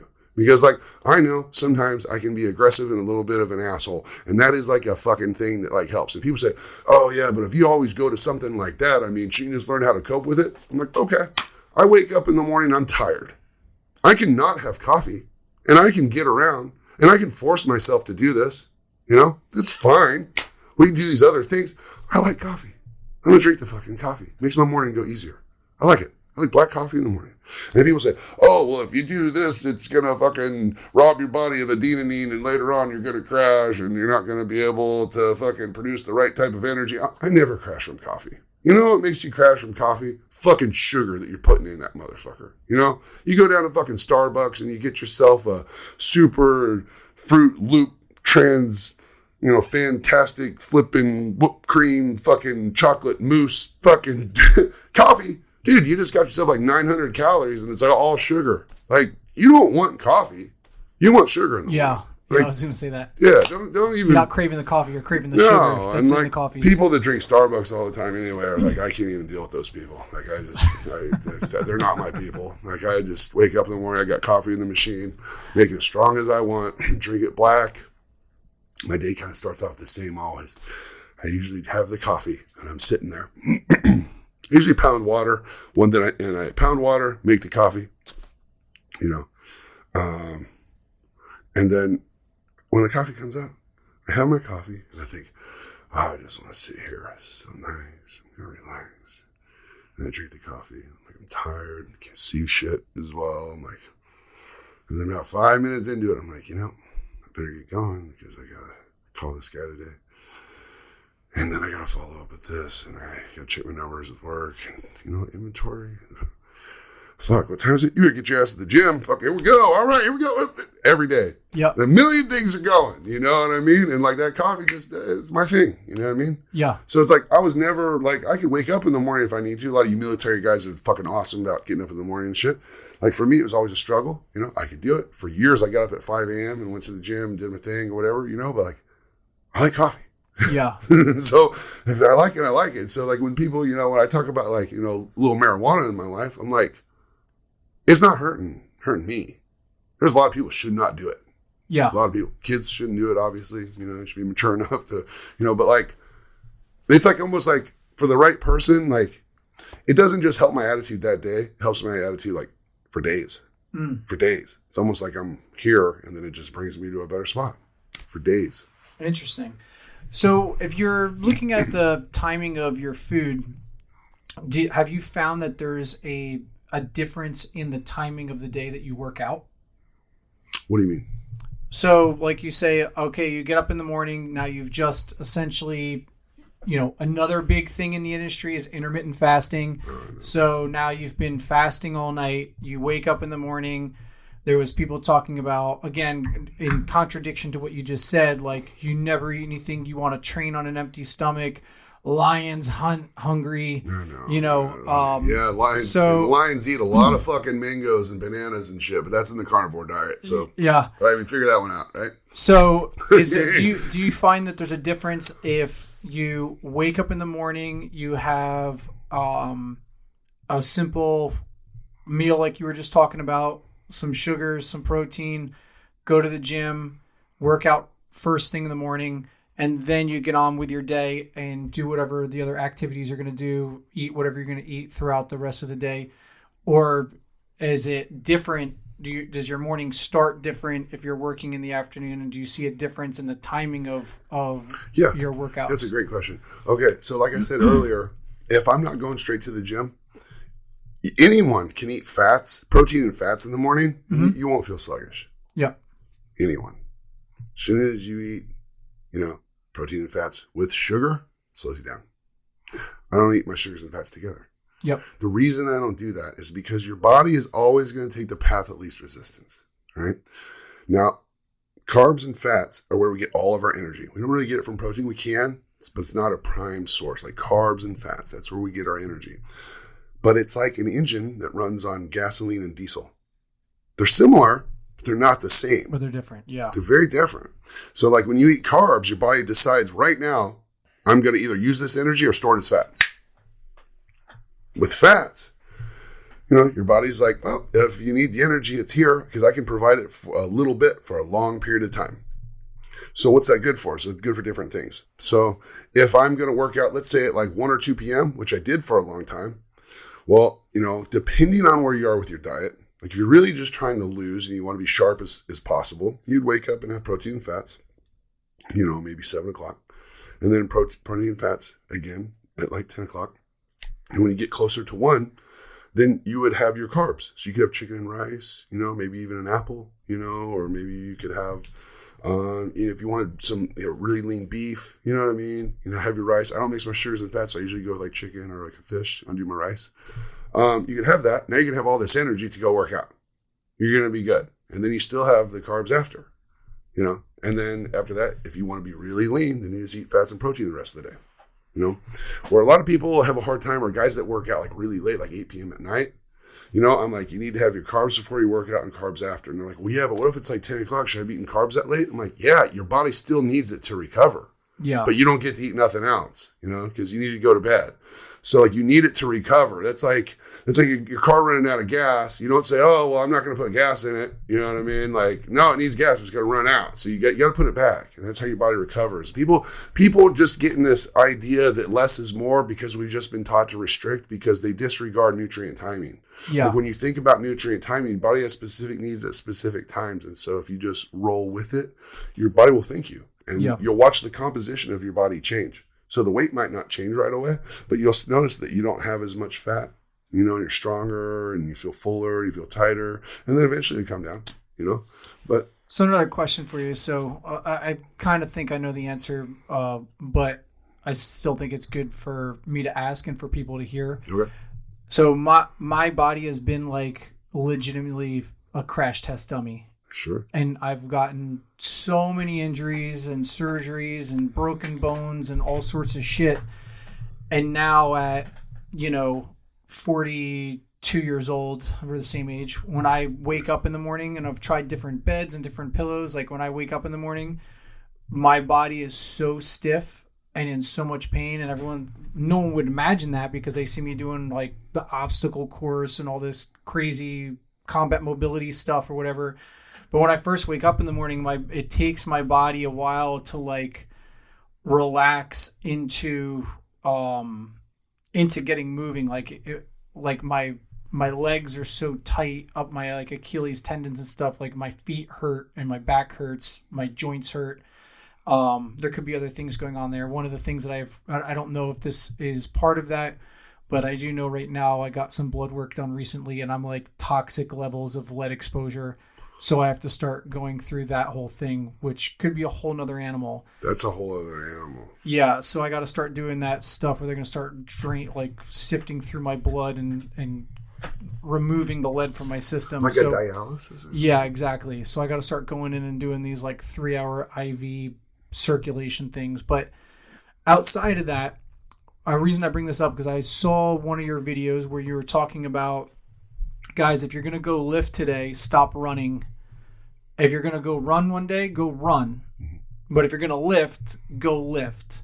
What about the guys who are, or in my situation where it's like, I got to do some kind of cardio at a low intensity for a little while just to even get to where, like, if I'm going to work out in the morning, I got to go like light cycle for 20, 30 minutes or go for a light jog for 3 miles just to where my body starts like being able to move again. You know what I mean? And if I go straight into trying to do like deadlifts or whatever, like my hamstrings are just too tight to even basically like touch my knees, you know? So for the guys who are in that position, who are like, oh dude, my body's not what it used to be and whatnot. What do you recommend for that? Or for people who just, you know, they feel fine and they're going to go work out at, whatever time of day, but it's one of those things to where it's like they're used to doing cardio and lifting in the same workout. What are your thoughts on those? Okay, well, first thing you need to do, get blood work done. Like, first of all, like we're in our 40s. Get some blood work done. Like, if people are not familiar with your hormone panels, try to get familiar with them. For anyone that has kids, if I ever had a kid, I would get blood work done on that kid every year at the same time, every year, so that by the time he's 30, I'm like, I got 30 years of like what your body's doing on the inside. Because most of us don't have this, because doctors haven't been trained in two things. They haven't been trained in nutrition, and they haven't been trained in endocrinology. That's a good point. So they don't know hormones, and they don't know food. So they're not very useful. They're really not very useful. Like, most doctors are not very useful. Like, there are things that they can do really well, because certain things, like when it comes to an allergic reaction, they know they have a steroid for that that can work. When there's a type of bacterial infection, they have an antibiotic for that that work. They're great for that. Doctors are phenomenal with surgeries, putting us back together. You know, like I had a great doctor fix me up. Yeah. A lot of places, you know, but so I would say get blood work, first of all. Second, growth hormone is amazing for dudes in their 40s. Therapeutic doses of growth hormone are like hard to get, like prescribed, but you can get analogs. I work with a company called Summit Rejuvenation. One of the partners there is Ian Smith. I'm sure you're familiar with him. Yeah, he was on the podcast last month. Oh, fantastic. That's great. It was, and Scott, I don't know if you've talked with him at all. Not yet. But Scott, you know, is like the main owner of the, I've been fortunate enough to work with these guys or whatever. So I send everyone to them. So you should definitely get your blood work done with them so they can go over it with you and, you know, talk about it from there. But you can get analogs and different things that will make your body produce more growth hormone. And for the average person, that's going to be a game changer. Especially if you have a lot of cricks and a lot of tightness and a lot of pain. Like, growth hormone is one of those things that make you feel like a kid again. And it's something that drops off from 25, like a certain percentage every year, you know, so by the time you get to 40. Also, the way we live nowadays, there's a lot of endocrine disruptors out there that will affect your estrogen. They increase estrogen. The body's natural position for a man is high testosterone and lower estrogen. When too much estrogen is introduced to the body, whether it's from an internal issue or it's external from like cosmetics and plastics and, you know, shampoos and deodorants and, you know, foods and soy and all these things that raise estrogen, your body thinks there's too much of a conversion from testosterone to estrogen through aromatase. So what happens is your body will drop its testosterone trying to drop its estrogen. Now you're stuck with elevated estrogen and low testosterone. And this is because of the conventional world we live in. This is what it is. I've been trying to naturally keep my testosterone levels higher. Mm-hmm. In the blood work, I think they were like 480-ish. Yeah. So it's not that good. Yeah, like it's crazy. The one time, like it was like 480. The highest I've seen it was like 500, right? But I was literally like looking through all the foods that we're eating, and that's when I started really paying attention to how many things have soy in it and how many things have ingredients that lower your testosterone levels. Yeah, it's by design. And it's crazy, dude. If you start trying to look, like if you go into the grocery store and go, I don't want things that have soy, and I don't want things that have seed oils, and I don't want things... Or high fructose corn syrup. High fructose corn syrup, right? Or being bioengineered. There's like nothing left in the grocery store you can eat. You gotta move to Greece or Italy. It's crazy. That's where you gotta go. It's absolutely insane. Food. I've been there. I've eaten it, and I've drank a bottle of wine every day that I was there, and I ate the gelatos and the breads and everything, and you don't really gain weight. Yeah, it's wild. The ingredients are so much different. It's because you actually get food. You actually get nutrients from your food. We're not getting. There's a big double. There's a lot going on. So when I say the conventional world we live in has created the situation for us, like it's bad. Like and the only answer for most men is to just supplement testosterone. Like it's because like, dude, when I was competing and I was natural, I was getting my blood work done. I had a 590. I was 29 years old. I had a 590. That's like not bad. I had a really high free testosterone score. So that meant for what I had available or what my body was producing, I had a lot available. So that kind of made sense, you know, but I could always tell how my sex drive, like as a man, when your sex drive is high, everything is good. Your sex drive goes away, something's wrong. Like if we're not waking up and want to fuck the world in the ass every day, trying to go out there and get what's ours, like something's off. Like we're men. This is what we do, you know? And so like, I would say get your blood work done, first of all. All right, moving past that. Second thing I would say is I warm up. I prefer a stair mill. I have one at my house that I do on the weekends. But when I'm at the gym, I like a stair mill if I can get to it. You know, the gym I go to doesn't always have one available, so sometimes I use a bike, sometimes I walk. But I just warm up. As soon as I start sweating, that's enough for me. Then I stretch. So I warm up, then I stretch. I don't stretch cold. Like I warm up, stretch warm, and then I do my sit-ups. And after I do my sit-ups and everything and whatnot, then I go to my first exercise. Now I do warm-up sets for my first exercise. If it's back day, every other week I do deadlifts. Strongest I've ever been in my life was last Monday. I start with 1 plate, 2 plate, 3 plate, you know, get up for wherever I'm going. But I warm up. So I would suggest that. So if you have found something that allows you to work out, we all have different goals. So if your body hurts and then you're running and stuff for it to stop hurting, well, keep doing that. Like keep doing that.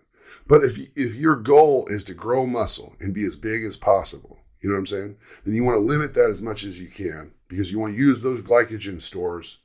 Because the sugar that you're trying to store up through your proper diet and timing, you're basically stealing from that for your lifting gains. Yeah, and so you don't have as much ATP, so you can't do as much muscle tearing as you want. So that's really the reason why I say that. Because that's why I like a warm up, but I don't do cardio before. You know, if you can find ways to warm up and not have to do all that, and then get your workout in, you're going to be able to notice that you're going to be stronger and get better workouts. And especially if you have your carbs, like if you start, you know, I'll have to send you some stuff. And when you start doing, you know, my dextrose sugar post workout with my insulin mimetic, you know, I'm going to try it out. I'm going to give it a test. You'll feel different. Yeah. You'll feel it. And everyone feels it. And when you feel it, it's like a game changer. You're like, whoa. So if the harder you train, the better it works. And then you got to figure out how much, you know, like I had, you know, a girl I was training one time on 50 grams of sugar post-workout. Oh, wow. Yeah. And she was lean, but it made everything grow and stick out because that glycogen is going in the right spot. This person also does really well with carbohydrates.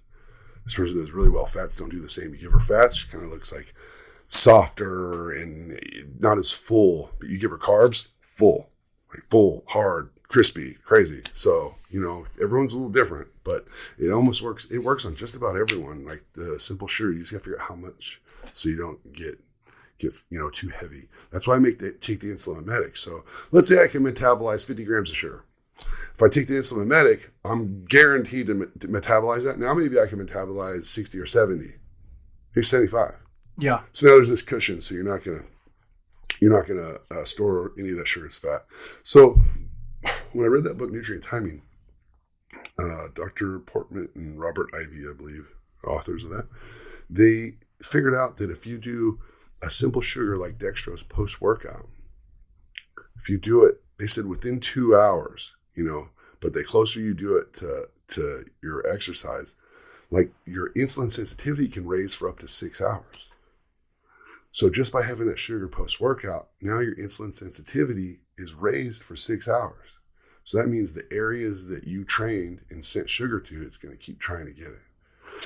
This is important because if you don't do this, if you train and you don't feed your body sugar when it needs it, your body's like, gimme, gimme, gimme. Nope. Okay, we're going to make do. And then it like stops and then tries to figure out how it can replenish these glycogen stores. A lot of times, 6 to 8 hours later, you have cravings. You're like, I'm so hungry. And then you'll eat the sugar now or the carbs now because you get this unbearable hunger because you have this hole in these cells that you never filled with sugar. You never put the glycogen back. So it's still there. And you're probably still trying to get it. But now you're so hungry. Problem is your insulin sensitivity is down. So when you eat those carbs, a lot of those carbs aren't going to get to the cells as efficiently as they would have if you did it early on. And so then you're going to be carrying some fat.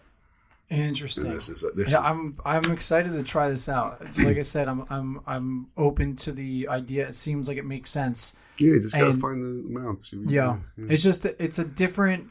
I'll ask you about your lifting strategy as well. It's just different. Like when going back to when we were talking about like your goal was to get as big as possible. I was small, and I remember my brother introduced me to Thai boxing when I was like 14 years old. Because he's like, dude, you're 135 pounds. You're getting ready to go to high school. You're going to get your ass kicked because you're too small. So you got to learn how to fight because everyone's going to fuck with you. And I'm like, okay, I don't know. So I get thrown in this basement with a bunch of like grown-ups, and I'm learning how to Thai box. And my whole thing basically became, I want to be able to fight. Like, I'm going to be the scrappiest, nastiest dude I can be.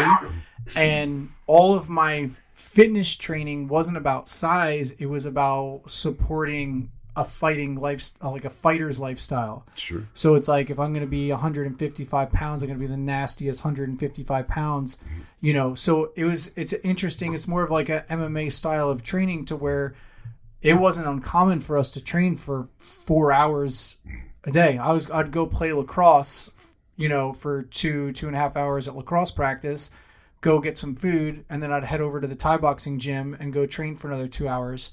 You know what I mean? And I was doing this 5 days a week. And then when I wasn't doing that, I was riding BMX bikes and stuff. And then you go into the Navy, and the Navy was like a similar type of tempo. You're all ready for it. You're ready. You're geared. Yeah. You're geared but that way. Now I'm not training 4 hours a day anymore. Mm-hmm. You know what I mean? Like that's not what I'm doing. But the type of training I was doing and the way I had a diet and all that stuff, I never got over, like all the way through the time in the SEAL teams, I never got over 173 pounds. After when I worked at the gym and I was lifting more heavier weight, doing some kettlebell stuff, I was still training like two times a day. I was probably overtraining, honestly. Yeah, probably. And at that, I got to like 177. Right now I'm in like the 190s, but like, but things have slowed down. I've been working on the book. We just had the baby. My tempo hasn't been nearly as high as it was. But it's just interesting to the different types of diet with the training regimens, you know. So that was obviously like high intensity, lower weight, you know, calisthenics and all that kind of stuff, right? So I never really put on mass. I've had watched some other trainers, not to call anyone out by name, but like there's another trainer out there, Jay Vincent, and he's very adamant on not going into the diet stuff, but as far as the lifting style, he's a huge proponent for super slow movements and like high intensity, but you know, focus on one muscle, do it super slow, maximum weight, put maximum load on the muscle that you're training. You know what I mean? And he doesn't like doing the calisthenics or any of these other types of stuff because he's like, you're hitting too many muscles at one time. Pick a muscle. If you want to be bigger, I agree. Yeah, I agree with that. yeah. So again, he's a bodybuilder as well. Of course he is. Yeah. Of course, like that's a bodybuilding mentality. Yep. That makes sense. So what are your training regimens like? Because I know I've talked to other bodybuilders, and what they'll say is like, you'd be surprised guys my size aren't actually lifting the most weight in the gym. There's a lot of truth to that. What we'll do is we'll target a muscle group, and we'll do, Jay wants to do just a few reps, super, super slow. I've talked to other guys who are also big bodybuilders, and they're like, we'll do a medium weight, but we might do 30 to 50 reps. But you're talking about lifting 600 freaking pounds. It was. You know what I mean? Yeah. So yeah. But you're not competing in bodybuilding at this point, are you? Mm-mm. So, but I still, that actually made my back grow. But go ahead. Yeah. So, just out of curiosity, you're doing professional wrestling, you're playing professional sports, you're also doing or college sports or whatever, right? But I mean, you're damn near a professional athlete if you're doing WWE stuff. You know what I mean? Coming into bodybuilding, what is the style of lifting regimen do you do to basically support your physique? Okay, so for the longest time, when I first started bodybuilding, I would do a 6-day split. I was trying to train my legs twice a week, and I was throwing shoulders in with legs. I don't know what the fuck I was doing.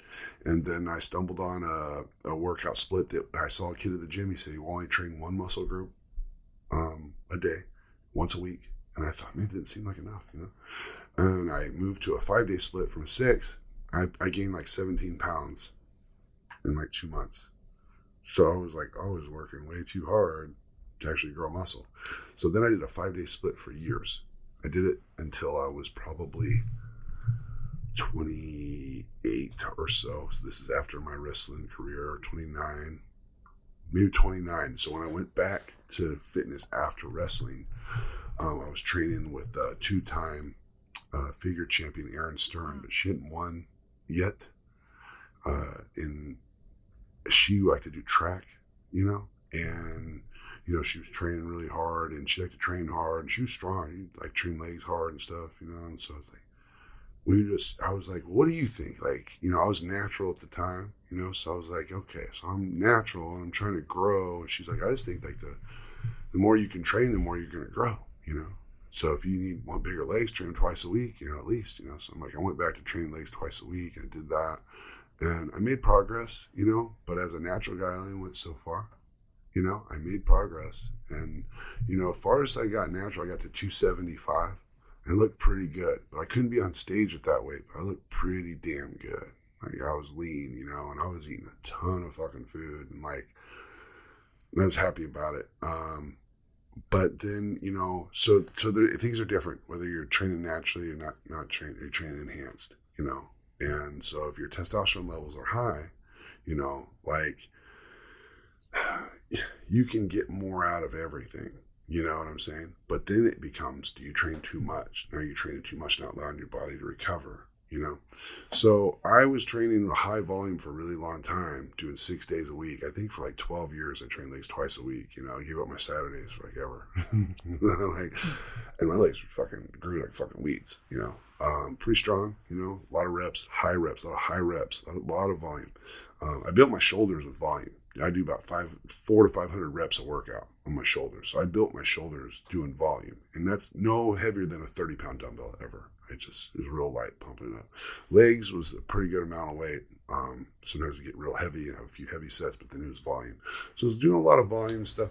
But then I shifted gears. I had a friend of mine, IFBB Pro Russ Allen, who was actually a friend of mine since I was 18. I was the bodybuilder in the group. He went to one of my shows, said, I want to do this. A year later, he was like, I want to be a bodybuilder. And I'm like, sure, Russ, like, whatever, dude. Like, fuck, everybody wants to be a fucking bodybuilder. He's like, no, man, I'm serious.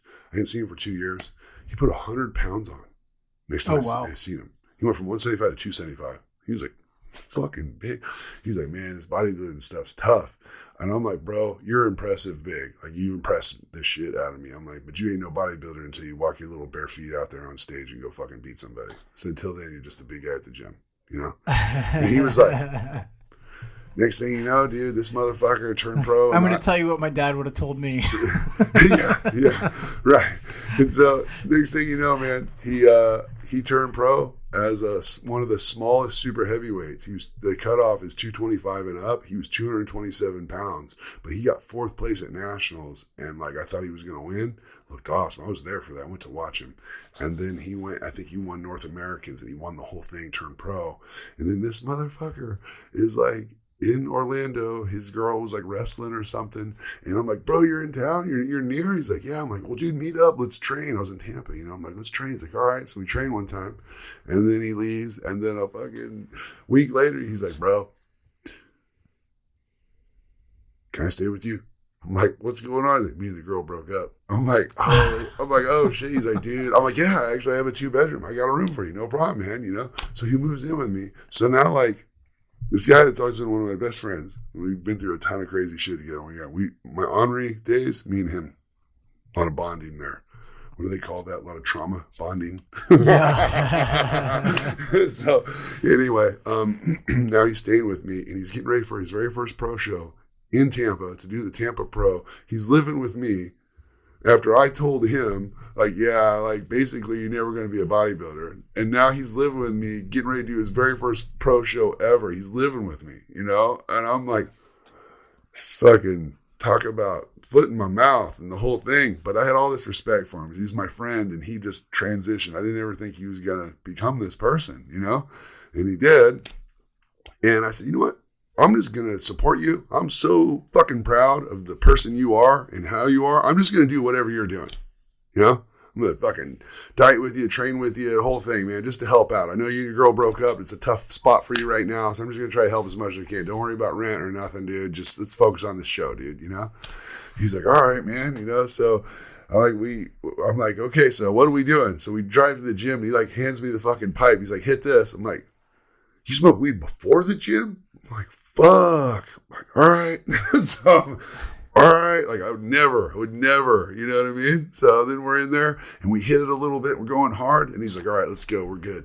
And I'm like, bro, like, you want to do some more? He's like, no, we're good, bro. That's good. Yeah.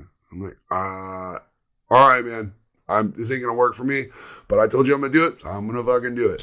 So we started doing rest pause sets and we started doing low volume, high intensity stuff. And our workouts were like 40 minutes. We'd go in there and then just leave, you know? And I remember thinking like, I'm so used to all this volume. Like I'm not even tired, you know?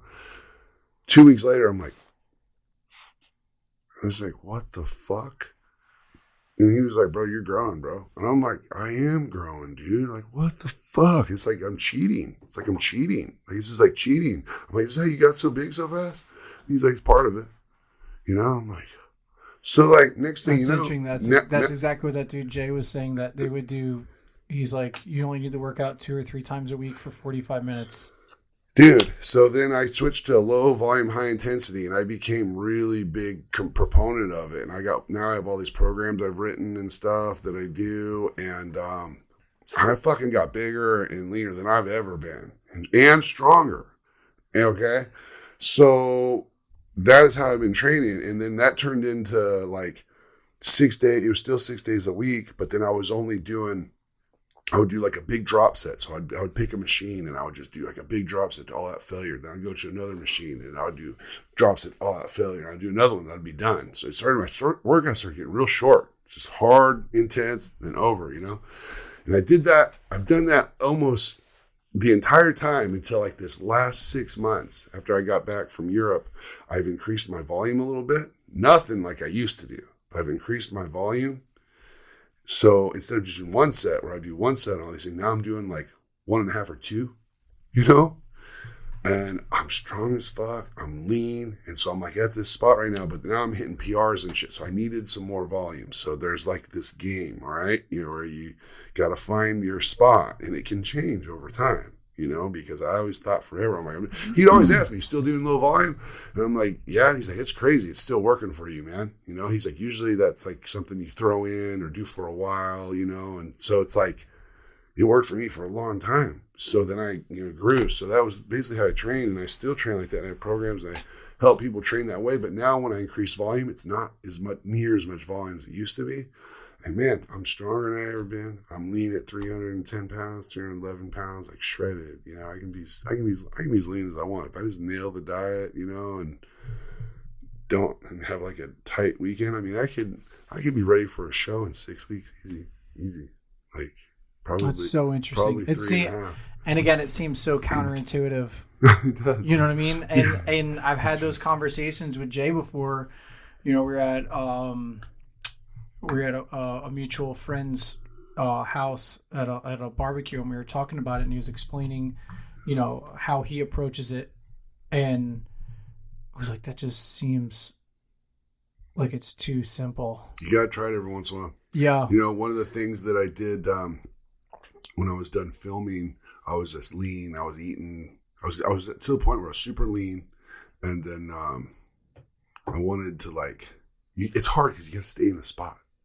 You got to stay in a certain leanness all the time. You want to be super lean, or just. So how would you balance that? Like, let's say you were still doing the wrestling.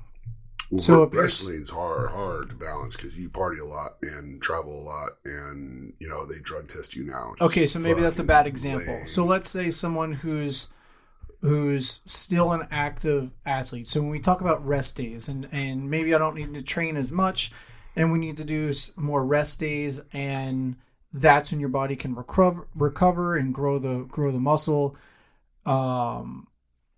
But what if you're still an active athlete? How do you balance the weight training and recovery if you're trying to put on a little bit of size, but you're still actively playing whatever sport it is? Would you go back to the other method, or would you still just use your weight training time to do that method? I think if I'm training in a sport, that low volume, high intensity is going to work even better now. Mm-hmm. Because now you're just stimulating growth. Like Mike Mincer was real big on it, he was real big on going to ultimate failure, and he was real big on training the negative, you know what I mean, which is really important, and then static, holding things and stuff.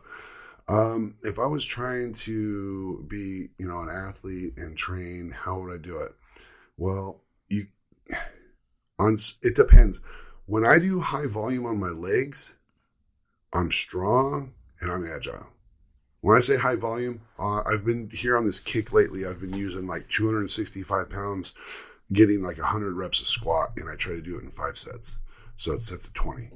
And, it makes me strong, but it's also affecting my deadlift. And I think that's why I hit a better deadlift than I've ever hit, because I've never done 4 weeks in a row or 5 where I'm at right now with 265 for 100 reps on my squat. I used to use 2 plates, and I'm doing 265 right now. And the first time was real hard. Second time was hard. Last time still hard, but I wasn't sore as long. Yeah. And so now I'm stronger. And so I'm tighter. And so I would say if you're trying to be an athlete, you still want to get your volume in with your legs. You'd want to get your volume in with your shoulders, and I would do a couple, it depends on what sport too. If you're football, I think deadlifts are important, but at the same time, deadlifts can make you sore and shit. So you gotta know what you're doing with your deadlifts. I think deadlifts are great personally. I did them early on, and then I came away from them because everyone's like, you're a bodybuilder, you don't need a deadlift. I went back to deadlifting and I got fucking big. Dude, I have no doubt in my mind if I wanted to keep deadlifting, I could go far. But I'm just trying to ride this out. I mean, it's nice to get a little stronger. I didn't plan on breaking PRs recently, so it just happened. That's awesome, though. It actually, the way it happened was the way it happened initially. This is a fucking true story. So I take my Inflate, my pre-workout. It gets me pumped. I love it. It's like a powdered version of Viagra. There's no stimulant in there, so you just get pumped and veiny and just feels awesome. And it has no artificial flavors, colors, sweeteners, preservatives, nothing. I just use stevia to sweeten up. There's so much citrulline in there, it kind of tastes like lemonade with the stevia in there. So it's kind of a win. I only got one flavor, and it's naturally flavored, But on the days after training really hard and I feel tired, if I take Yohimbe, What's that? It's a stimulant, but a blood flow mechanism, and people also claim it raises testosterone. I don't believe that it does that, clinically. It might increase your free testosterone or something, but it won't increase your testosterone. But Yohimbe's been around forever. Apparently back in the day, I think Aborigines used to chew on this tree bark, and it would get them all fired up, and then they would go to war and rape and pillage and shit with their fucking opponents, and yeah. I think that's kind of how it was originated, because it's a tree bark. So, I know that when I was younger, and I told you I had a childhood mentor, he would always take Yohimbe and these drops, and he'd put it in his mouth, and he'd be like, "Over and take this, we're going to go work out." Well, the shit is great, but I figured out if I take that with some aspirin and a little caffeine and some nootropics, and then I threw some cayenne pepper in there and some niacin, I'm fucking on. So I can go from waking up feeling like my nervous system is shot from going hard the day before, take that shit, and my nervous system is like better than it was the day before.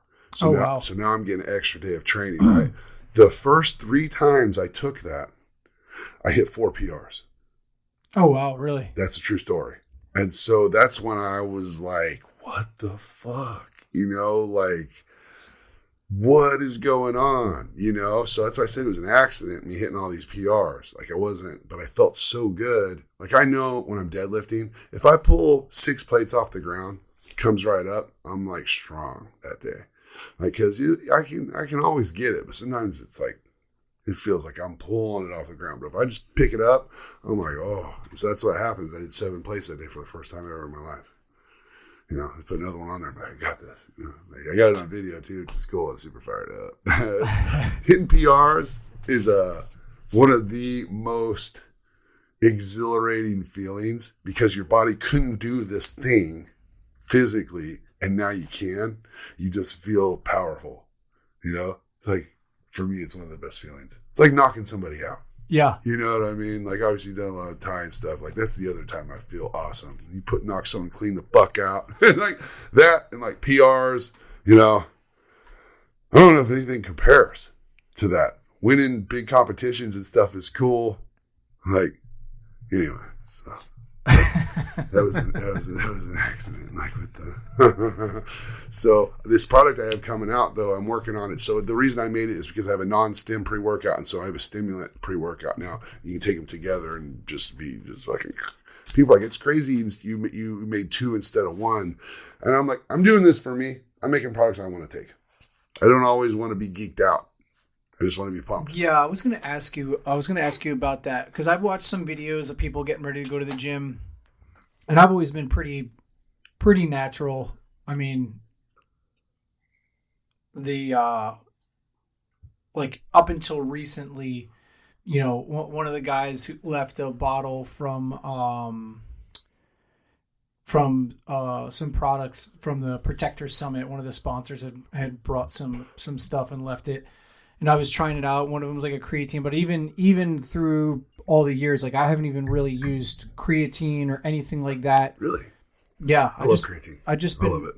Well, in going through things change, right? But like going through the SEAL training, you weren't allowed to have creatine, protein powders, any type of sports nutrition product. Like you weren't allowed to use it. Once you got to the team, some guys would start using stuff like that. But again, at the time, you know, this is back in the early 2000s, the rumor was that if you're doing like a ton of cardio stuff and high intensity, like endurance stuff like we were, a lot of times we were dehydrated or whatever. We were told, I don't know if this is accurate at all, but like, yeah, dude, you don't want to be using creatine. You're going to have heart failure, you know, this and that. So it was very strict on what you could and couldn't use. And then getting out of it, it's like, dude, I've accomplished all this so far without using any sports nutrition stuff. Like, I'll just keep doing what I'm doing because it's gotten me pretty far to this point. So wait a minute, you're waking up in the morning without coffee? No, I have coffee. Yeah. I'll have a coffee. Because like what you're talking about is that, you know? Yeah, and I'll drink some Monsters and stuff like that. But I didn't start drinking Monsters or energy drinks until probably 2014 or so, or 2000 whatever. It was later on. You know what I mean? And I'd already done all this other stuff, you know. So, but I'll watch people, you know, go into the gym on Instagram or whatever, and they're just like, they're not even mixing it with 16 ounces of water. They're just taking pre-workout and just like dumping it in their mouth straight to the dome and chugging like an energy drink behind it. You know, what are your thoughts on all these different? I know you have yours, but you can explain if yours is different, right? But what's your thoughts on all these, you know, pre-workouts and post-workouts and all the there's so much stuff that the sports nutrition industry puts around working out for the cheat code. You know what I mean? What are your thoughts, the pros and cons on these types of supplements, and is your stuff any different? Okay. My stuff is different in the way that I don't put no bullshit. So no artificial colors, flavors, sweeteners, preservatives, things like that. The new thing right now is caffeine has always been a thing. Caffeine is in all of these products. Yep. Caffeine still is king. You know what I mean? But now nootropics are a new thing. Nootropics. And so now they're going deeper. And so you'll see like a lot of these energy drinks and a lot of these products will have caffeine, and then they'll have L-theanine, because theanine can help calm jitters and help you be focused. And then so now they're using sometimes like L-tyrosine. L-tyrosine can help you be more focused, and it kind of amplifies with the caffeine. Like these things start working together. So you're going to start seeing all these different things. With the product that I'm using with stimulant, has nootropics in it. But it also has, it basically, the original stack that got people results to be shredded and feel awesome was ephedrine, caffeine, aspirin. Ephedrine got banned eventually because it's amphetamine. So people, I think, were cutting up drugs with it and buying it in large amounts and shit and doing that. And so they got rid of it. So there's similar versions of it now. They have different off versions of it, you know. But I just totally replaced that with Yohimbe. So I have Yohimbe ephedrine. Gotcha. Yohimbe caffeine aspirin. Yeah. And so I don't want to take it every day because it's like, you know, but on the days when I'm like, I trained so hard yesterday, my body just feels like it's just not waking up. Let's do it. And then I'm like, yeah, you know, and I'm like, and then I crush it, you know. And the other thing is I'm like really productive for about 8 hours, like with work, and I'm very much focused and on task. And when I say focused, I really struggle with being distracted. As an entrepreneur, I got so many, you know, hats that I wear, and my plate is very full. So I have lots of things to work on. But for some reason, when I take this product and it has these different nootropics and everything, it's like, I want to be more organized and just attack and get shit done. And I just move better. I'm just better. And so a lot of these pre-workouts have stuff like that in them. So pre-workouts have come a long way, but you know, there's so many different things, different directions they can go. I still think some of the old stuff works. So I take some of the old stuff with some of the new stuff, and that's where I'm at, you know, but some guys just want all the new stuff. You know what I mean? So it kind of depends. You got to try different things, you know. With the energy drink, you know, we got our own energy drink coming out. You know, Monarch Energy is on the way. We had some samples made recently with, we did some flavor testing and whatnot. Honestly, it was a home run. I didn't expect for it to taste awesome. I made this on the fly with a company that allows you to kind of customize some things, but it's not a full custom recipe. Everything I do with my supplements, I want my own formula. I want it to be what I want in there. Yeah. And so I, you know, have got that process started last week. And so I'm in process of working on exactly what we want. And we're going to do some things with this energy drink where you're going to have energy.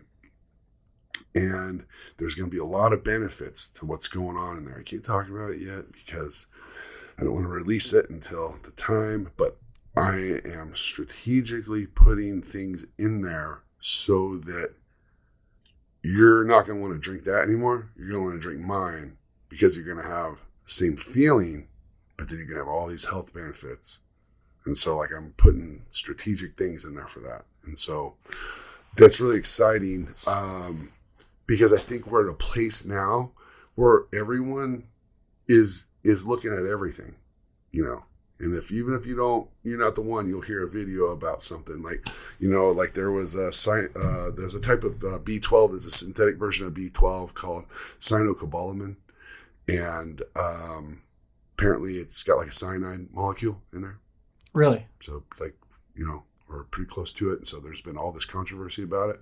So obviously I'm going to go with a different version. So I'm going to go with methylcobalamin. So I'm not using that, you know, but like these are the things that we're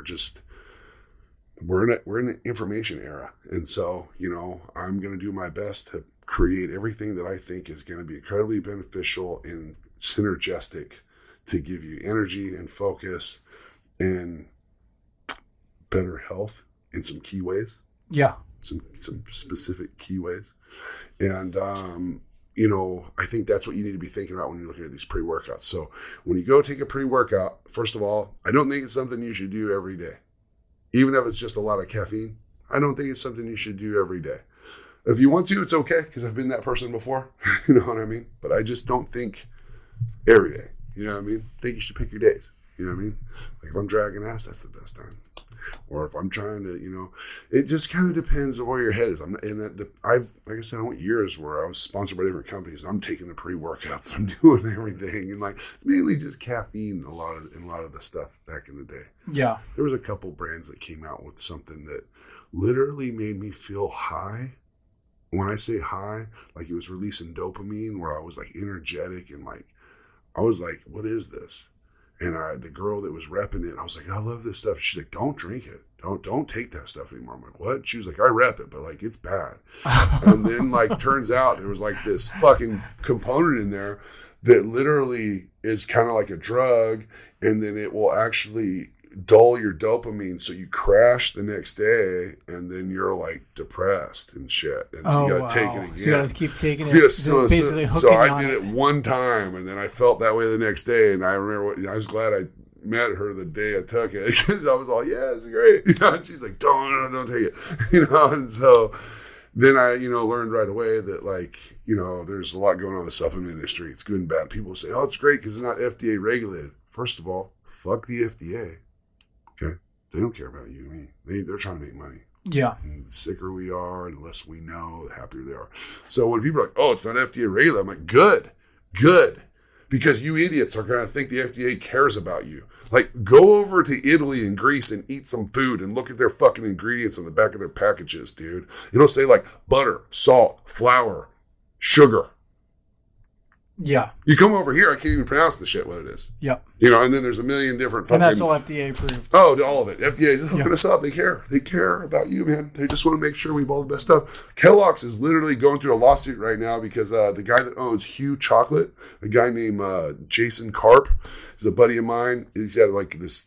His company is huge. It's in all grocery stores everywhere. It's like top shelf chocolate. He uses all the best stuff and like it's organic and it's naturally sourced and all these things, and he does the best job he can at it.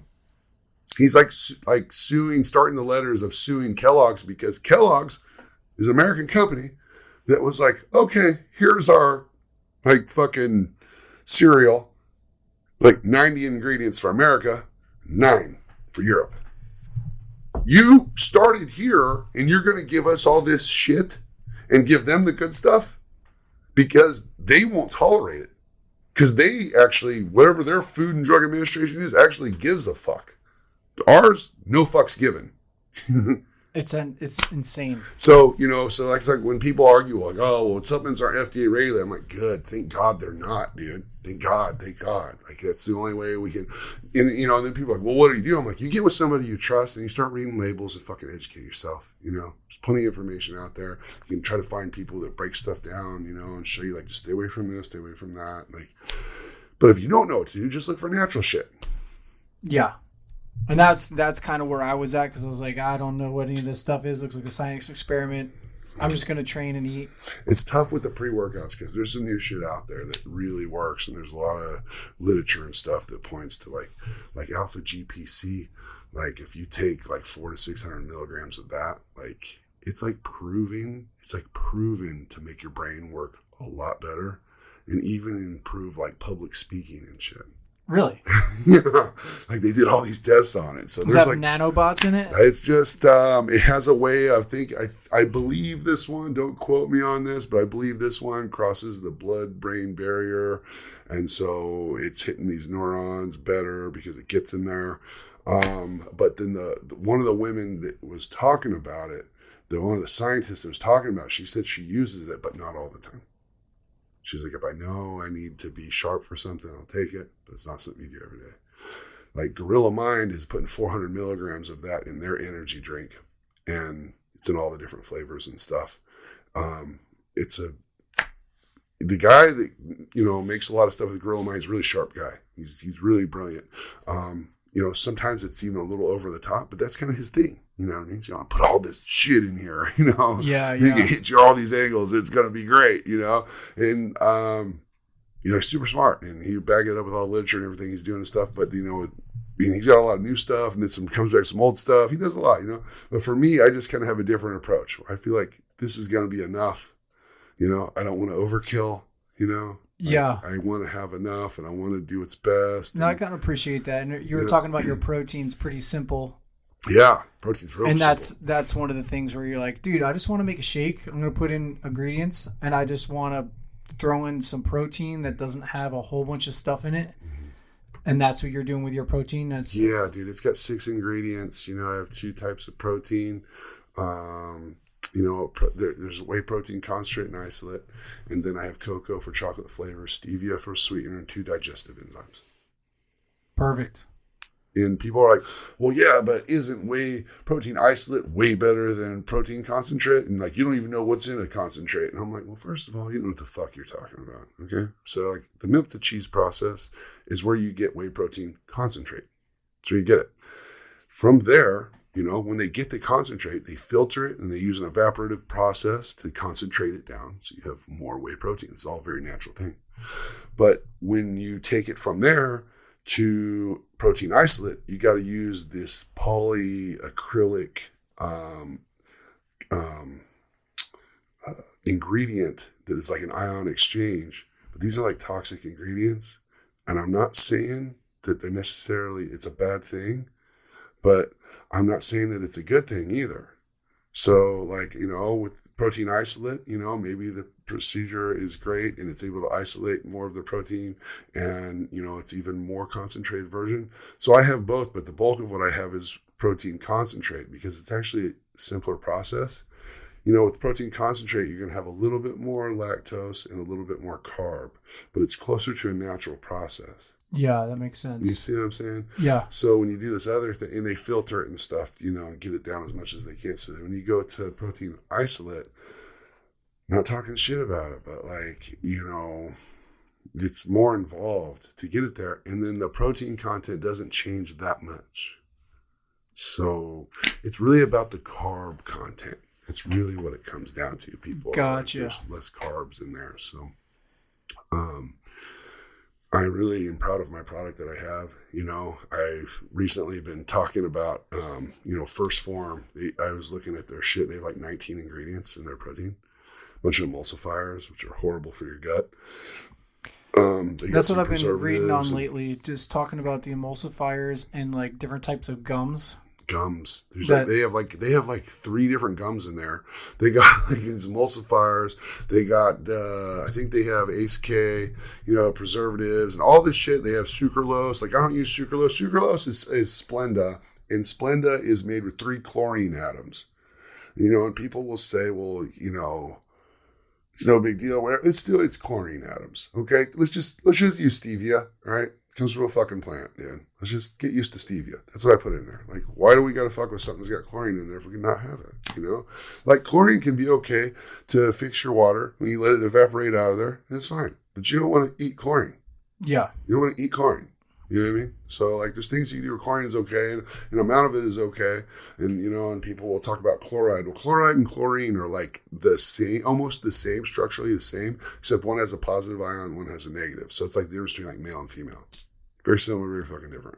You know what I mean? So like when people are like, well, sodium, you know, salt is sodium chloride. It's got chlorine. I'm like, no, it's chloride, not chlorine, homie. It's a fucking whole different thing. It's like dramatically different.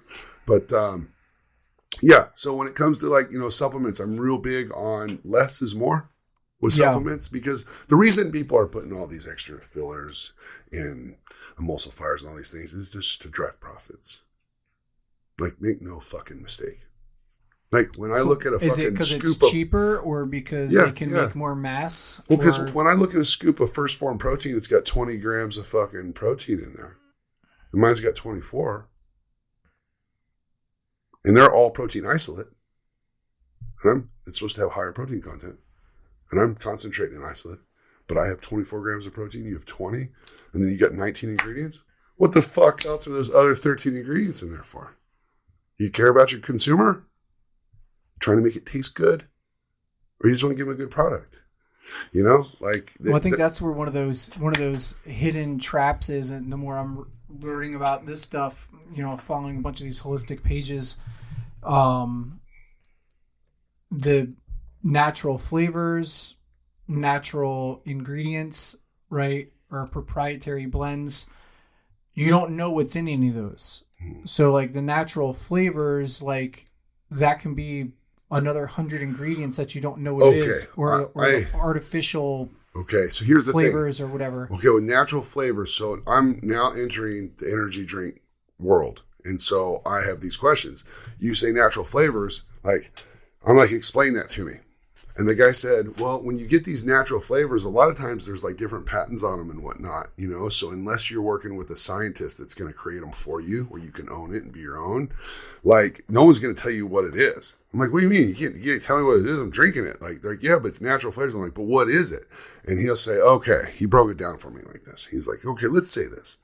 Let's say that you want your drink to taste like orange. So you're going to take the molecule that smells like orange, okay, and has like the orange smell. And then there might be something in there like that cellulose that actually gives it some of the flavor, the citrusy flavor that is of orange. But you might find out that it's hard to get it out of the orange, and you can get the same thing out of pineapple. So maybe you're going to pull it from the pineapple because it's easier, but you really want this ingredient that is in orange, but you get it from a pineapple, because now it's easier to get and cultivate, and so you're able to build this orange flavor, you know? So like they will do that. So he's like, so you're getting a blend of natural flavors. So when it says natural flavoring, this is why, because it's pulling from this, from that, and the breakdown of it was actually easier to get from a different fruit, even though it wasn't the one that you think that it is. Because flavor is interesting. So there's all these different molecules that make things, you know, smell and taste the way they do. And they've broke down what those are. It's like a fucking puzzle. And so they know they can get them from different foods. So when it comes to like flavoring, it says natural flavors on there. There's been stuff pulled from maybe different fruits that were easier to get and less costly to get. And so then you can get the flavor you want. Gotcha. So natural flavors, it still is natural. It's just pulled in a funny way. Okay, so then artificial flavors would be just chemicals. The same thing, but just more of a science project. Yeah, just chemicals. To make it, you know, like... they would do the same thing. This makes it taste like this. Like strawberry Sour Patch Kid isn't actually strawberry at all. Or a kid. Yes. So if you've seen any of those buckets of flavoring in a warehouse, you would probably die if you ate a scoop of it. You know what I mean? Like, might as well be antifreeze. You know, I hear antifreeze is sweet. You know, maybe we could put that in a drink. You know, people antifreeze. How about that? Well, we're excited to see the launch of your new products. I'm definitely going to check them out. I'm definitely going to get a copy of your book. Yeah, I'll send you some stuff. I should have brought some stuff. I wasn't thinking I was working today, but it's all good. It's all good. I don't mind ordering it. But yeah, man, if people want to check out your book or learn more about your companies and what you have going on, where should they go? Well, right now, the site that I'm building right now is monarchlifting.com. You know, that's like the main one where we're doing a truck giveaway. So every dollar spent, we got apparel, I got shirts, I got some new tank tops coming. I got my power pouch on there, and I got my supplements, my book, everything's on there. You know, but I still have, you know, we're in the merging process. So I still have my other website up, you know, which is supernaturallifestyle.com. That's got just all my stuff, my supplements, my book, workouts, all that stuff. But eventually it's all going to be Monarch. We're just kind of walking that way because we got the energy drink coming, and I'm going to be doing a merger with my supplements. So the label's going to change a little bit and stuff. So monarchlifting.com would be the best spot to go, because this is going to be the direction we run with. Perfect. Well, I'll get those links from you, and I'll put them in the description below. Okay. And then people can just go down there and click on them. Yeah, perfect. So, well, Aaron, I appreciate you taking the time to drive all the way up here and sit down with us and, you know, share some of your story and some insight on diet and health. I look forward to hopefully having you back, and we can talk more about this after I've tried your programs. And yeah, next time we'll allow more time in the schedule. We'll go shoot for a little bit. Yeah, that'd be great. Definitely like to come out here and play around. You got quite the facility. So thanks for having me. You know, it's been fun. Awesome. Thank you. I appreciate it.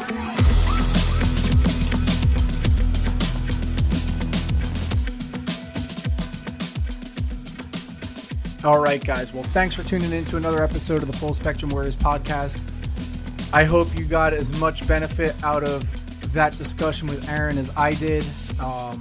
The nuance, the detail of timing our meals, what our meals should look like, and other things like that to maximize our health and to optimize our nutrition. So lots of great information. Check out his links below and go ahead and share and like this episode if you found it to be valuable. Help us beat that algorithm and get the word out about these topics. And again, today's episode was sponsored by Safariland Group.